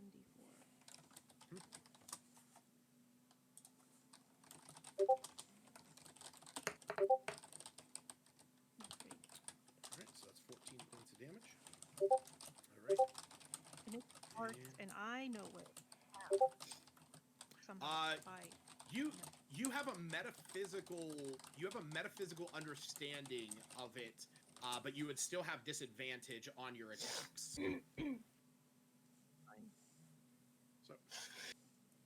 Albina. Sorry.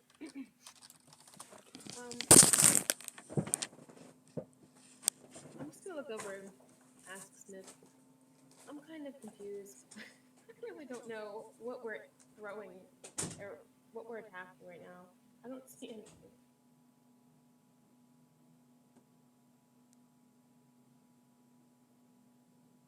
I thought that they were all dead. So there's still another wisp around? I feel like you would have an idea, because if Smith heard me, like, call out about this creature, I feel like you would have too, right? You know that something's going on up here. You don't know the full extent of what's going on, but you know something's going on. Okay, because I must have missed that. That's why I was like, I'm just not going to do anything. Like, only if that skull comes alive or something. Yeah. That sort of kind of already happened. It's ongoing. Well, It's by Nylor. Because you saw us shooting, right? Nylor, like, one space above. well, yeah, and I was trying to figure out what was, who was, Matilda.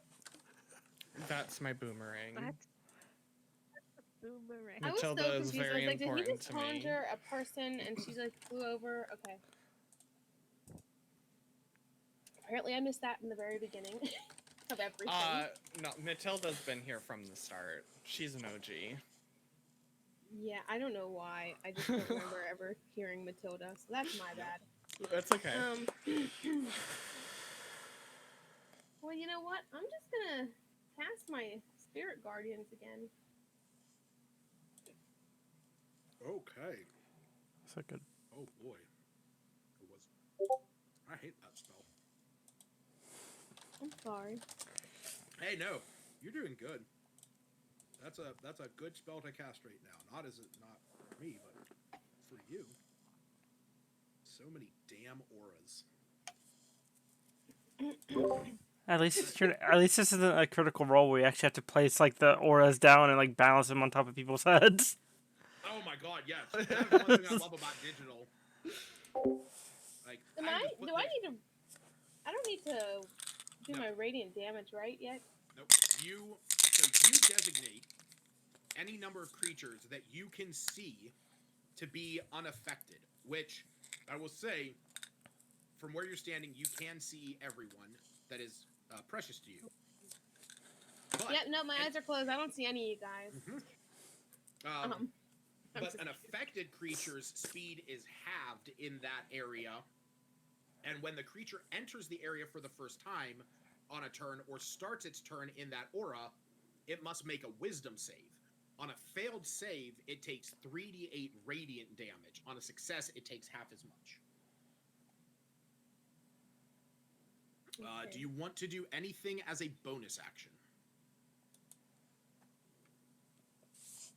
Yeah, I might as well put my spiritual weapon just right above. Well, so you could move spiritual weapon 20 feet, but because you don't have another spell to cast, you could not recast it somewhere closer.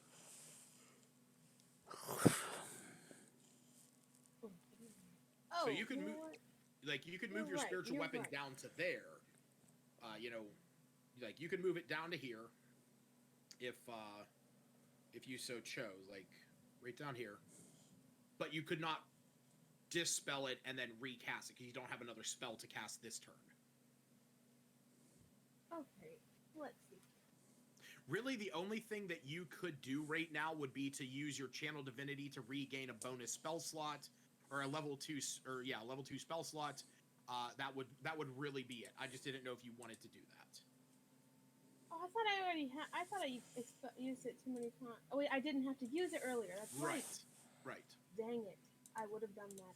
Yeah. So it's okay. So you want to use that? Yes, please. There we go. Okay, cool. So we're gonna move. So then I could regain one of my 2 level 2s back. Yep. Now, does that count as my action? That's your bonus action. Your action was casting your spirit guardians. That's what I mean. Okay, so it was I can't cast my spiritual weapon, but that was my bonus action to get my second level back. Correct. Isn't your spiritual weapon still up? It is. It's just down there hanging out. It's too far to move, I think. I couldn't move. I'd have to dispel it. I mean, you could start moving it up. Well, that's it. You could use a bonus action to move it up to this spot. I just didn't know if you wanted to do that. Oh, dang it. So many Because you would do that instead of regaining a hit or a spell slot. Right.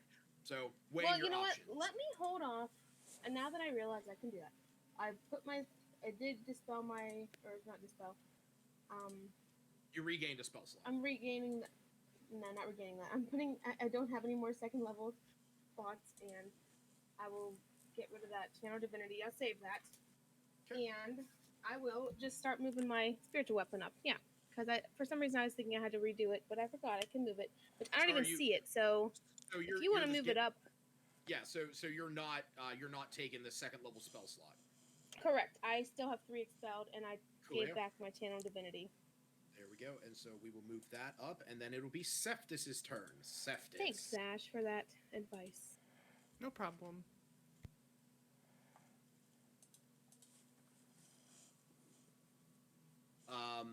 Cephas, as you are you stepping through that area?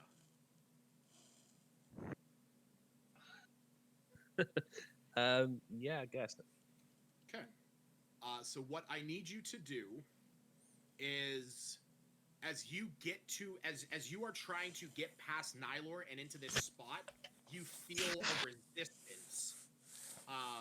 So if you want to try and get through this spot, you would need to use the shove action to move whatever is in your way.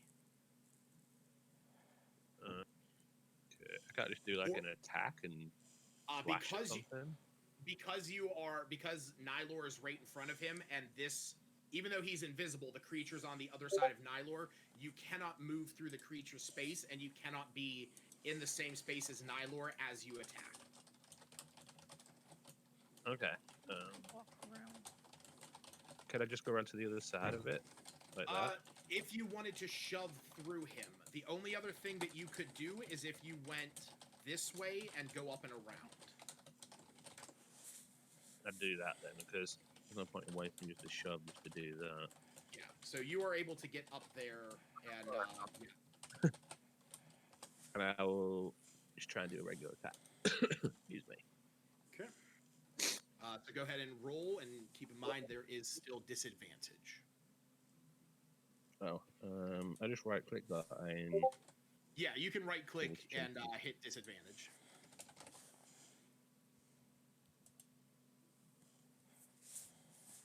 That hits. Go ahead and roll. Go ahead and roll your damage. Keep in mind that's going to be 4d6 plus 4 because when you bonus action rage, your sword ignites. Oh yeah, what else do I need to roll? Just another...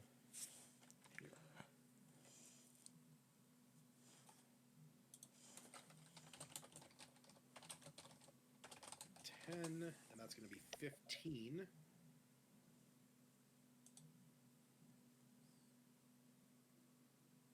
Okay, and you have your second attack. Oh,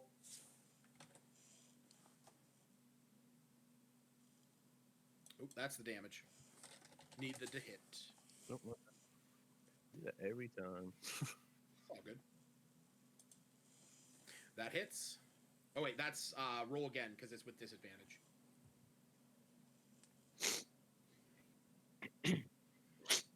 Excuse me. Still hits. All right, so we'll take that 14 that you rolled and just roll the 2d4 for the fire damage.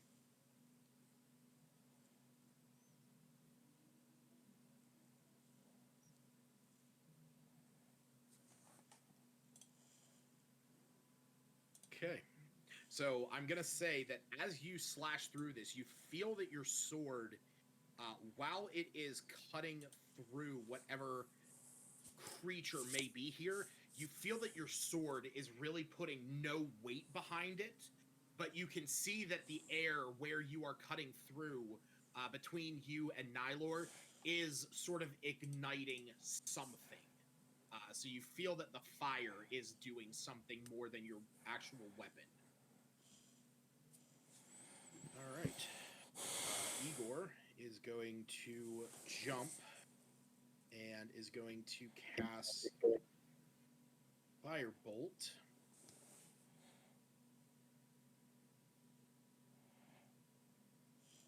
Wow, damn.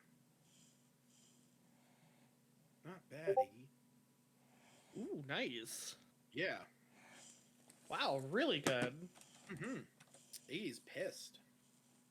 He's not like these invisible motherfuckers. All right. So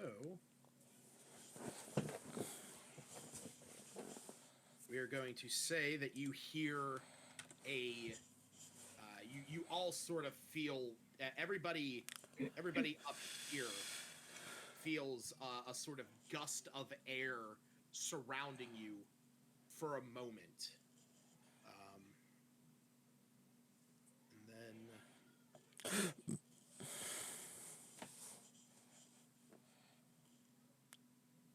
see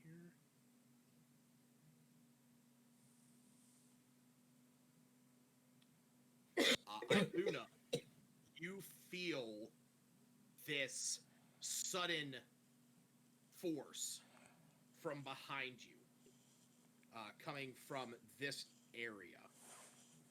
And you are going to take 21 points of bludgeoning damage. Holy shit.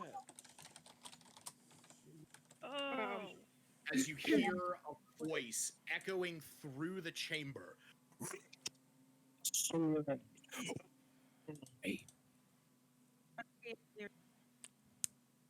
I think your noise canceling didn't like that. Did it? Yeah. Did it really? Yeah, I need you to repeat that. It says in a very angry and ominous tone, return the sword or die.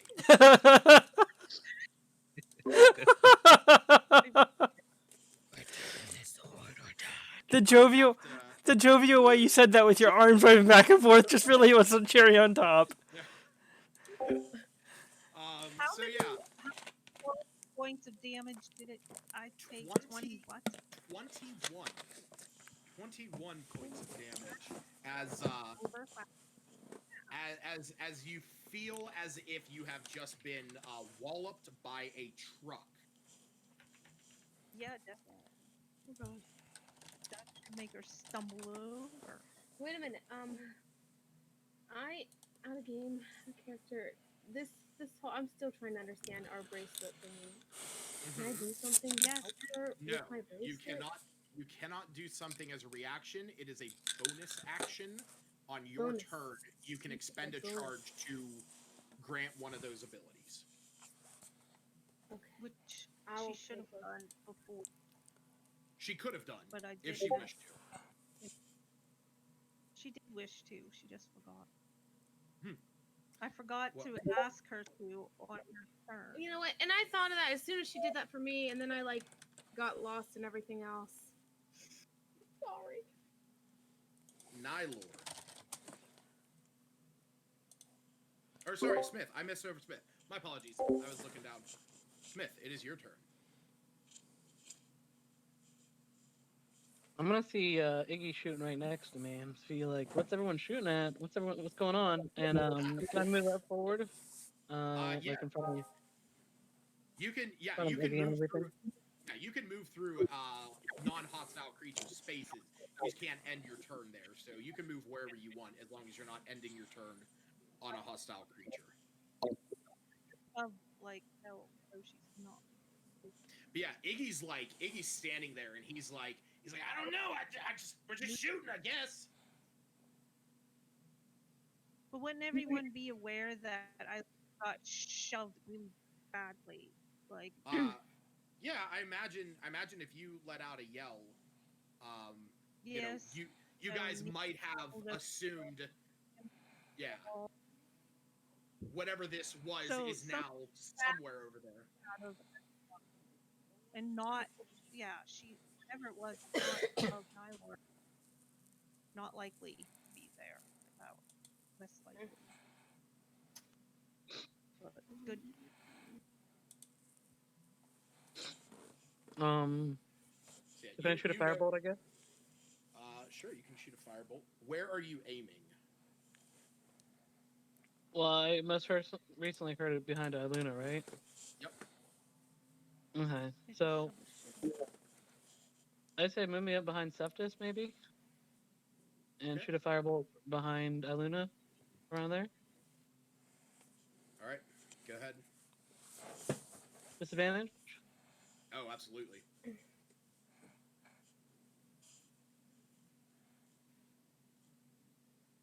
If double disadvantage was a thing, it would be this. 25. Damn. I rolled a 26 and a 25. Jesus Christ. It works, Smith. So, because of how high you rolled, when you cast this, you are able to sort of see that, like, so roll the damage first of all. 13. Okay.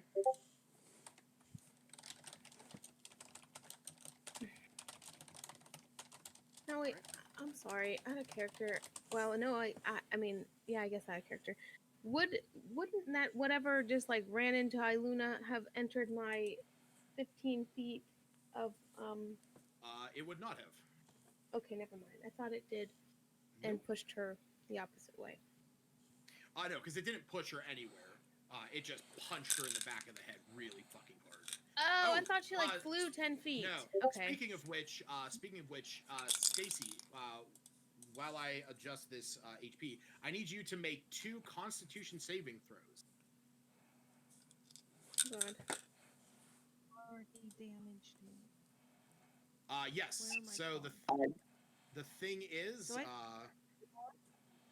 oh no, wait, the saving throws here. Right. Both the same. So you took 21, which means that okay. So unfortunately, you did fail. So that means that your favored foe has been broken.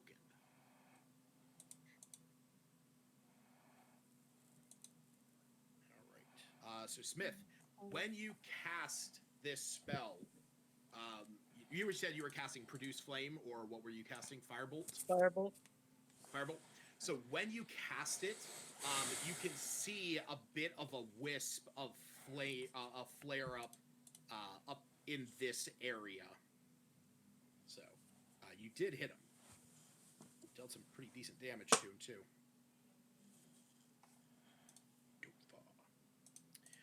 Is that the end of your turn? Yep. All right, Nylor. All right, bonus action. I'll heal Iluna with Aura Vitality. Okay, so 2d6 to her. So that's 7 more hit points. Okay. And then I will cast Frostbite up in that general area, or can I not do that? You can cast it in the general area. You're still rolling with disadvantage. I'm not rolling anything though. Oh wait, then what are you? It's a con save. Oh, so that specifically says that is a creature you can see. Okay. I'll just Thorn Whip it then. Okay. All right, go ahead and roll with disadvantage. Oh. Wow. And do you want to? Holy shit. Do you want to pull this thing 10 feet again?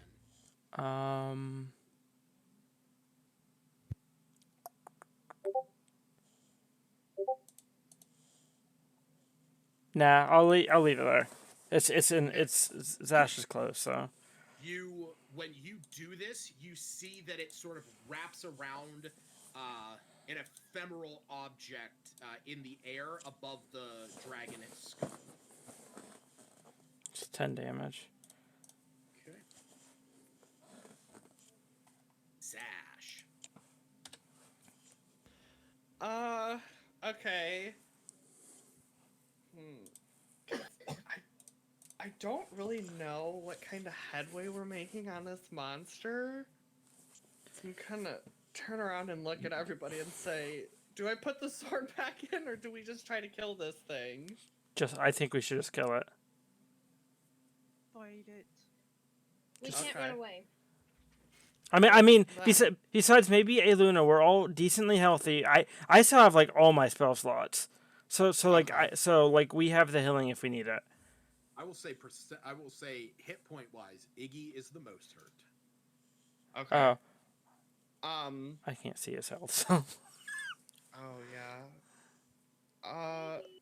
So do I? Is he still like wrapped up in? No, Nylor's it goes away. Right. It sort of happens and then it's gone. All right. Well, I guess I'm just gonna flail in that general direction. Okay. So it's at disadvantage. Yes. It is a disadvantage. Fuck, dude! I rolled another nat 20. That's 3 tonight. I know. As long as you roll high enough. And 2 of them just don't count. Turn to have. 13 plus 8, so 21. Yep, that hits. Okay, let me roll the damage for that real quick. 7.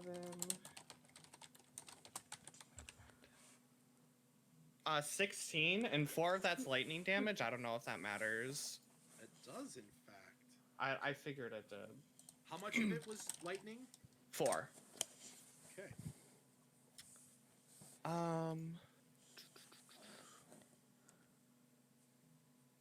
You see that your fists don't seem to be doing a whole lot. But that lightning, that seems to be doing something. Do you... Where is my wear touch ability? Yeah. Oh, it's right there. Can I use that, or did I not deal any type of physical damage to it? Is it just lightning damage that hurt it? You are dealing physical damage to it. It's just I'm gonna be straight with you. It's just it's resistant. Okay. Then I am gonna burn a key, and I am going to bleed it. Oh, that was very loud.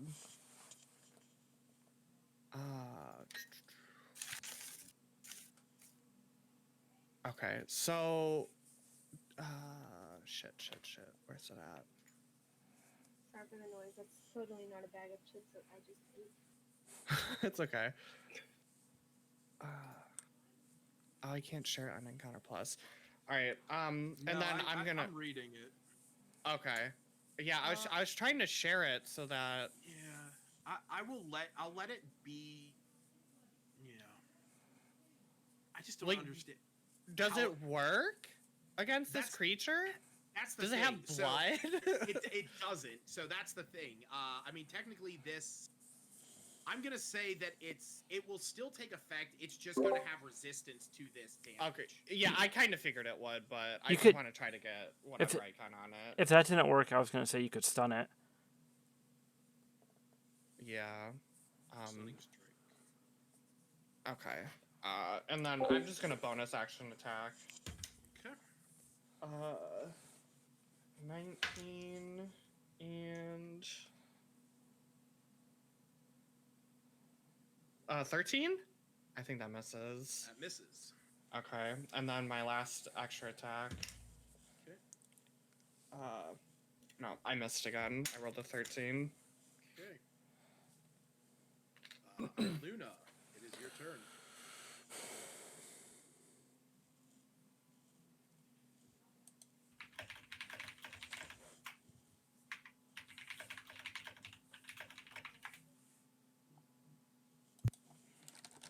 Anime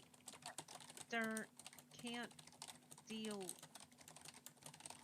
spring-based lightning damage if I pull her out of the orb, can she?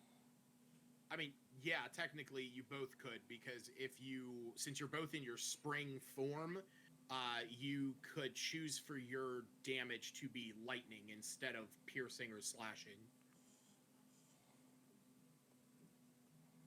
Would take an action to pull her out, and then correct a bonus action to still attack twice. So. Yeah, she could. She would just have disadvantage on the attack.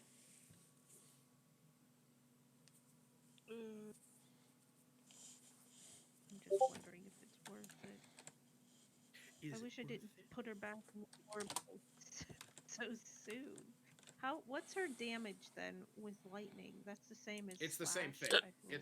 It's you do not change the damage amount, you just change the damage type.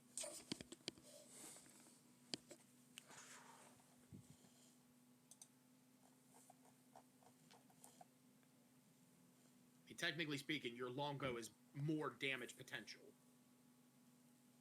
It is,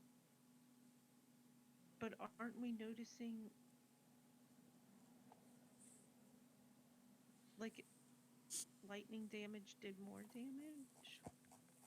I'm gonna say that your attack did about the same as what you thought the lightning did.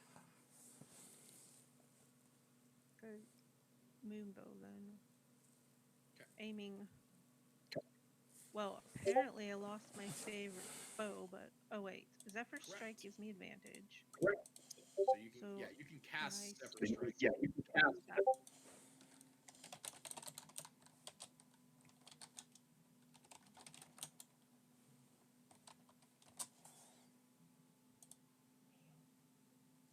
So you're casting Zephyr Strike and attacking? Yeah. With the moon. The moonbow doesn't do much difference unless it's blinding. Yeah. Right? It can't blind this creature. No, this creature this creature cannot be blinded. Well, I'm just using the moonbow for, favorite bow right now. Hits. Oh, with this. Roll.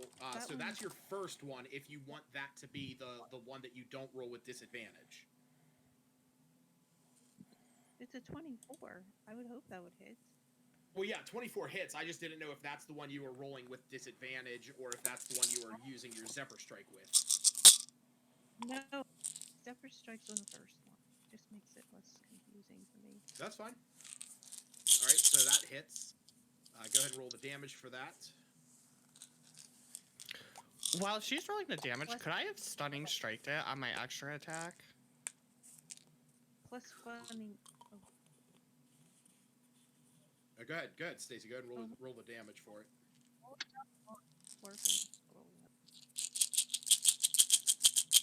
Plus favored foe. Favored foe is broken because your concentration is broken. Oh, a second one. Oh, so you're using another charge of that ability? A day. Yeah. Okay, that's fine. I didn't know that you were reusing it. Okay, yeah, so go ahead and roll the damage plus the D4.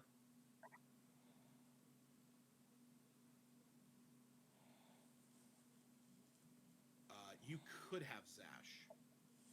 Could have being keyword. Okay. And then I attack again. At Yep, and this is the one with disadvantage. Dovahkiin, will you get out of the garbage? Trash dog. So my disadvantage is still 14. Your disadvantage just hits. So go ahead and roll the damage.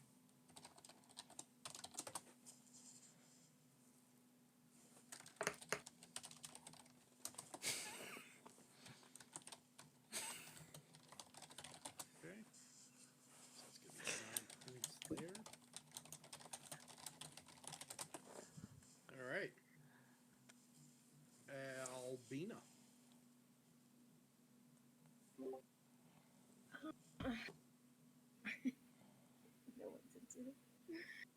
Well, if I can move into...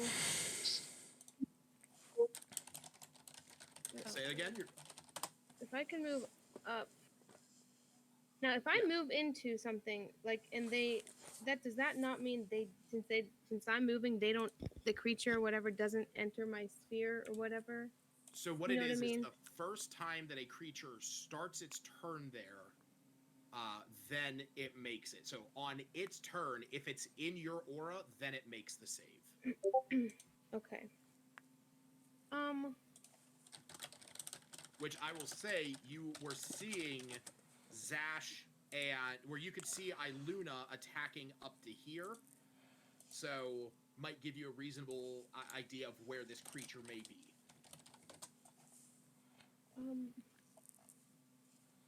Yeah, I'm gonna move there.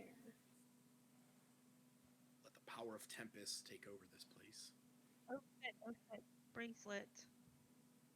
Always forget about that damn thing. I don't. Oh, because it's brand new. Well, I was also didn't realize it was a bonus action when I was doing it, but yeah. How can I? Where is it? Extras. No. I can use bracelet. Equipment. Can I? 'Cause I Okay. use those actions. Right. So then, use your bonus action for Zephyr Strike. Go ahead, Hannah. can I just do the get loud? I don't know what that So hurts Dash and Iluna. yes, each No. creature within a 5-foot radius of Dang. her. So that would only affect you.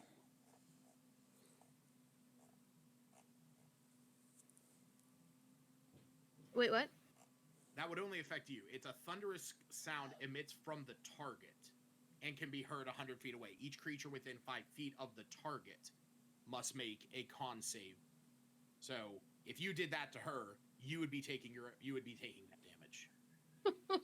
Yeah, you use the bracelet to help me on a future turn. Yeah, if you wanted to use the bracelet for anything, you could just give Iluna a +2 to AC until the end of your next turn, 1d8 radiant damage on her weapon attack, or that she can move half of her speed right now. Okay, can I talk to her while I'm standing next to her? Sure, but what are you going to do otherwise? Like, what is your action? Oh yeah, because all I did was move. Right. I totally And the bracelet's a bonus action. So yeah, I wasn't sure if she wanted Safeguard or Rad Strike. But Yeah, you can ask her that. Just what would you like? Iluna, what would you prefer? And go ahead. Probably Rod Strike because it makes my weapon attack more. Okay. Okay, so that'll be your bonus action, and then what is your action? Now my Forge Elemental, that's a bonus. Just kidding.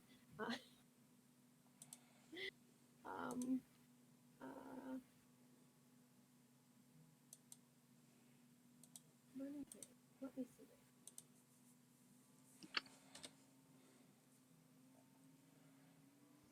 Nope. I'm not sure what to do. I guess I'll just have my Sacred Flame ready. So Sacred Flame would be against a creature that you can see, and you cannot see this creature at all. Oh, well, I was gonna well, you can't even ready an action, can you? You could ready an action. It's just if you're readying Sacred Flame, this thing is not visible. So I was gonna ask if I could ready my action so that if it entered into my sphere or whatever, then I would just shoot in that direction. I mean, you can do that with Produce Flame. Sacred Flame is a creature that you can see within range. That's what I mean. Produce. That's fine. I keep calling it the wrong name. So the thing is that you wouldn't know when it enters your range. Oh, I thought I would have to. I would have to do something. Oh, it does. It just takes damage. It's just gonna take damage in your roll. Ah, dang it. Okay, I was thinking I'm gonna have to roll, and I'm like, this is perfect. I got this. You know the general area where this thing is, so you can just cast Produce Flame in that area. You're gonna roll with disadvantage regardless, and you can see if you'll hit. I think that's a good idea. Okay, so roll the d6 at disadvantage.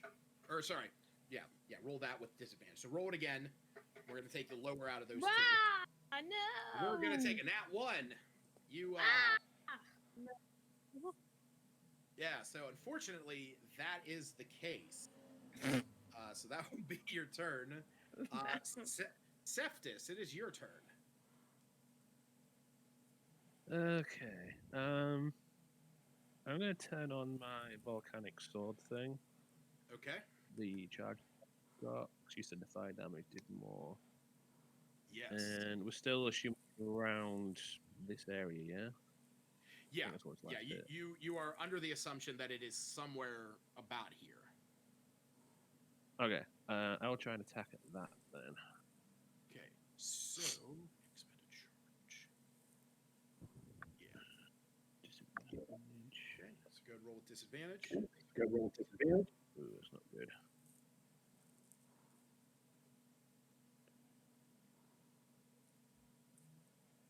Unfortunately, that misses. You do have another attack though, if you want to make that one.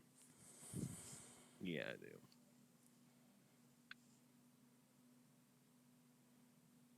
Oh my god, it's even worse. Wow, wow, that is Spectacular. extremely unfortunate. Damn, I feel bad for that one. Uneffective when you can't see any. That is very Lose true. all your nerve. Iggy is going to move up, and Huh. his attack misses as well.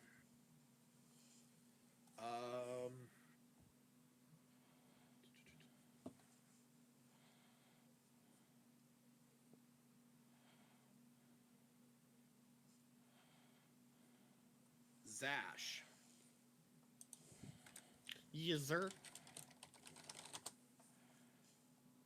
You take 21 points of bludgeoning damage. Hell yeah.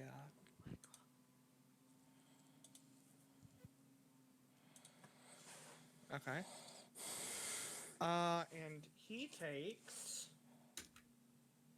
Oop, didn't mean to move him. 2. Oh yeah, gotcha. Yeah, because at the start of his turn, he takes damage from my blade, so. All right. Just Albino. a little fuck you back at him. You know what? What, you get fire damage as well from my aura? Did you say my name? Yes, he does Yeah. get aura. He does get fire damage from your aura. So you do see this like bit of a gout, like an eruption. Albino, I need you to roll your 3d8 for Spirit Guardians. Yes. He's gonna take half of it.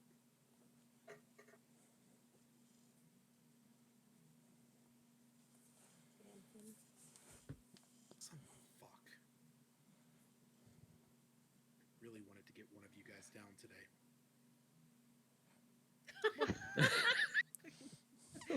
Yeah. Screw you. And your wisp. So what happens here is you, Cephas, swings and misses. Iggy casts his firebolt and it misses.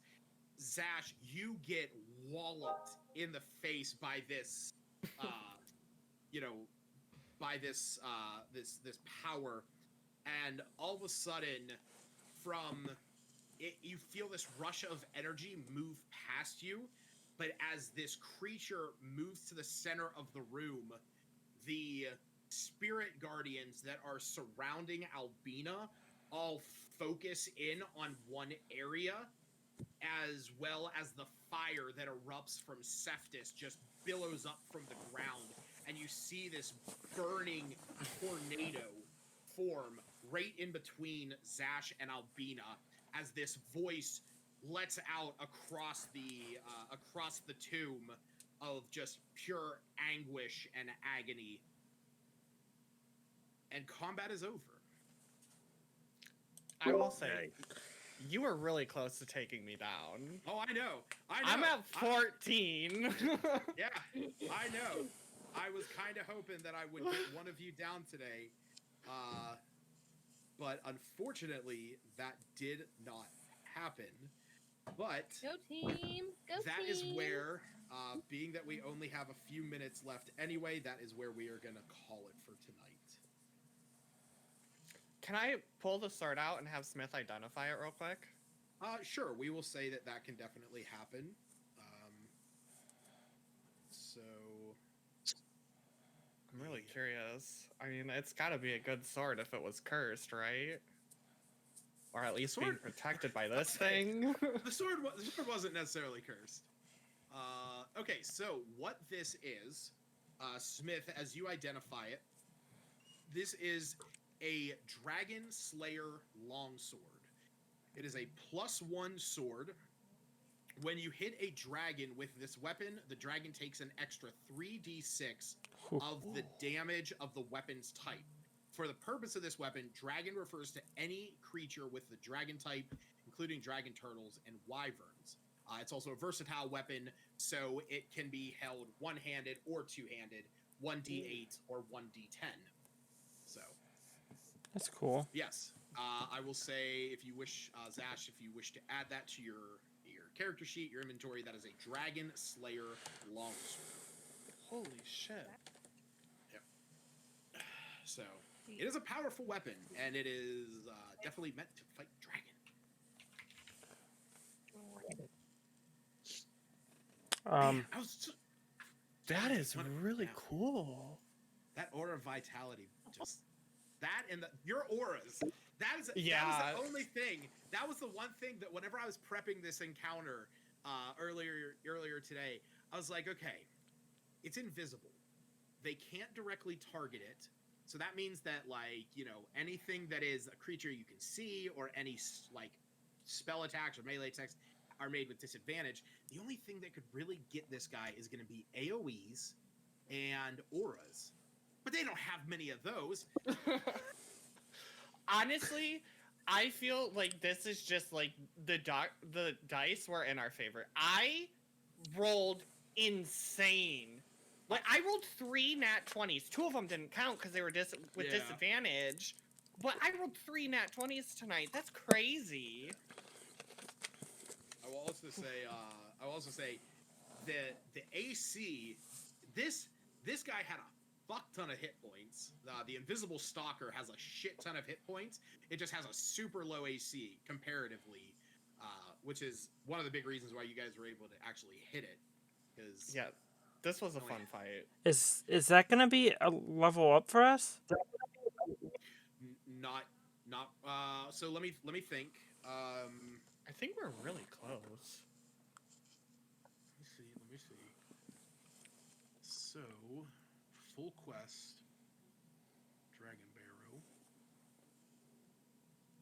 Fuck. Hold on. I gotta pull up the full encounter or the full campaign.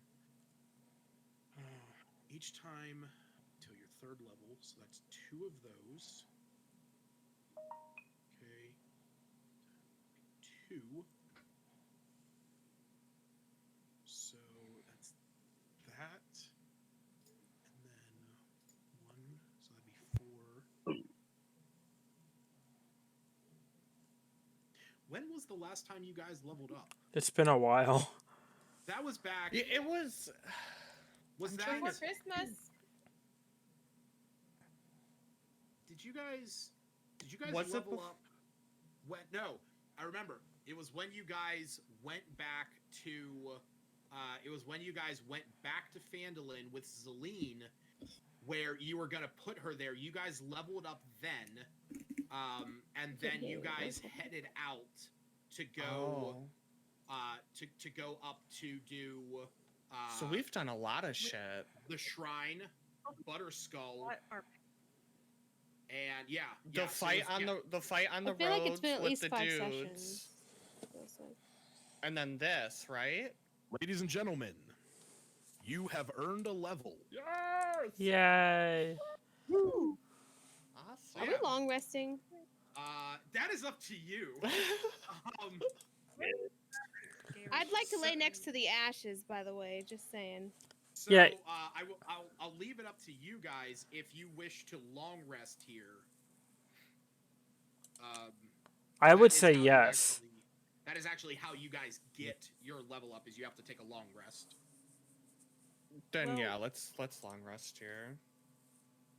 How long has it been?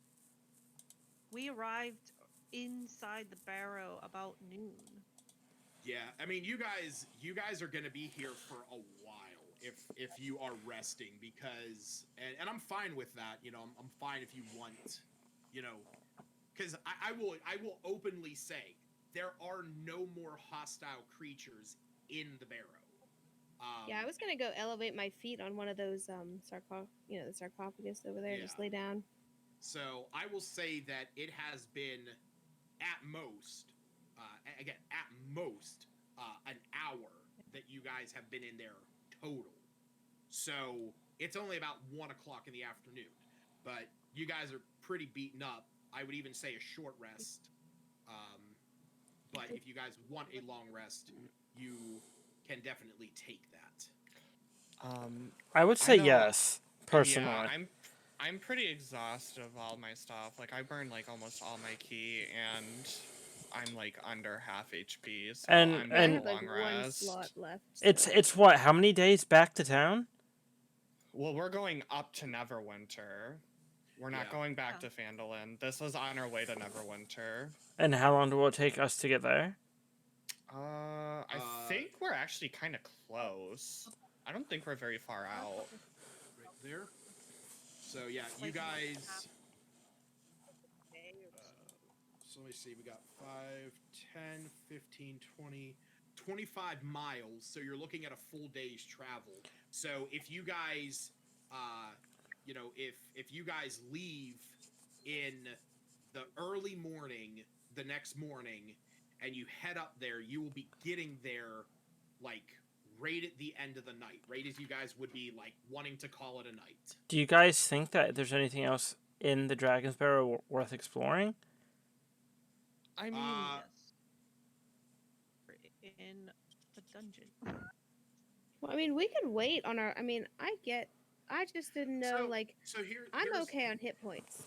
Here's what we will do. We will call it here for tonight.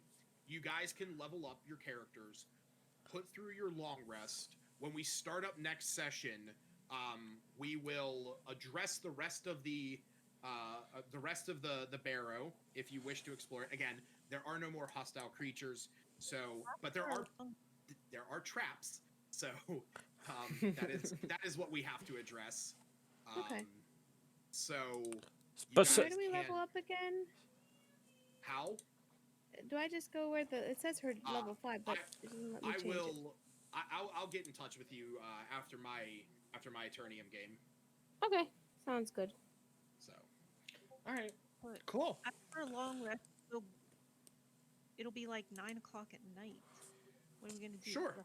You guys can leave at 9 o'clock at night and travel through the night. That's up to you. Or you can just hang out and relax until it's time for you guys to leave.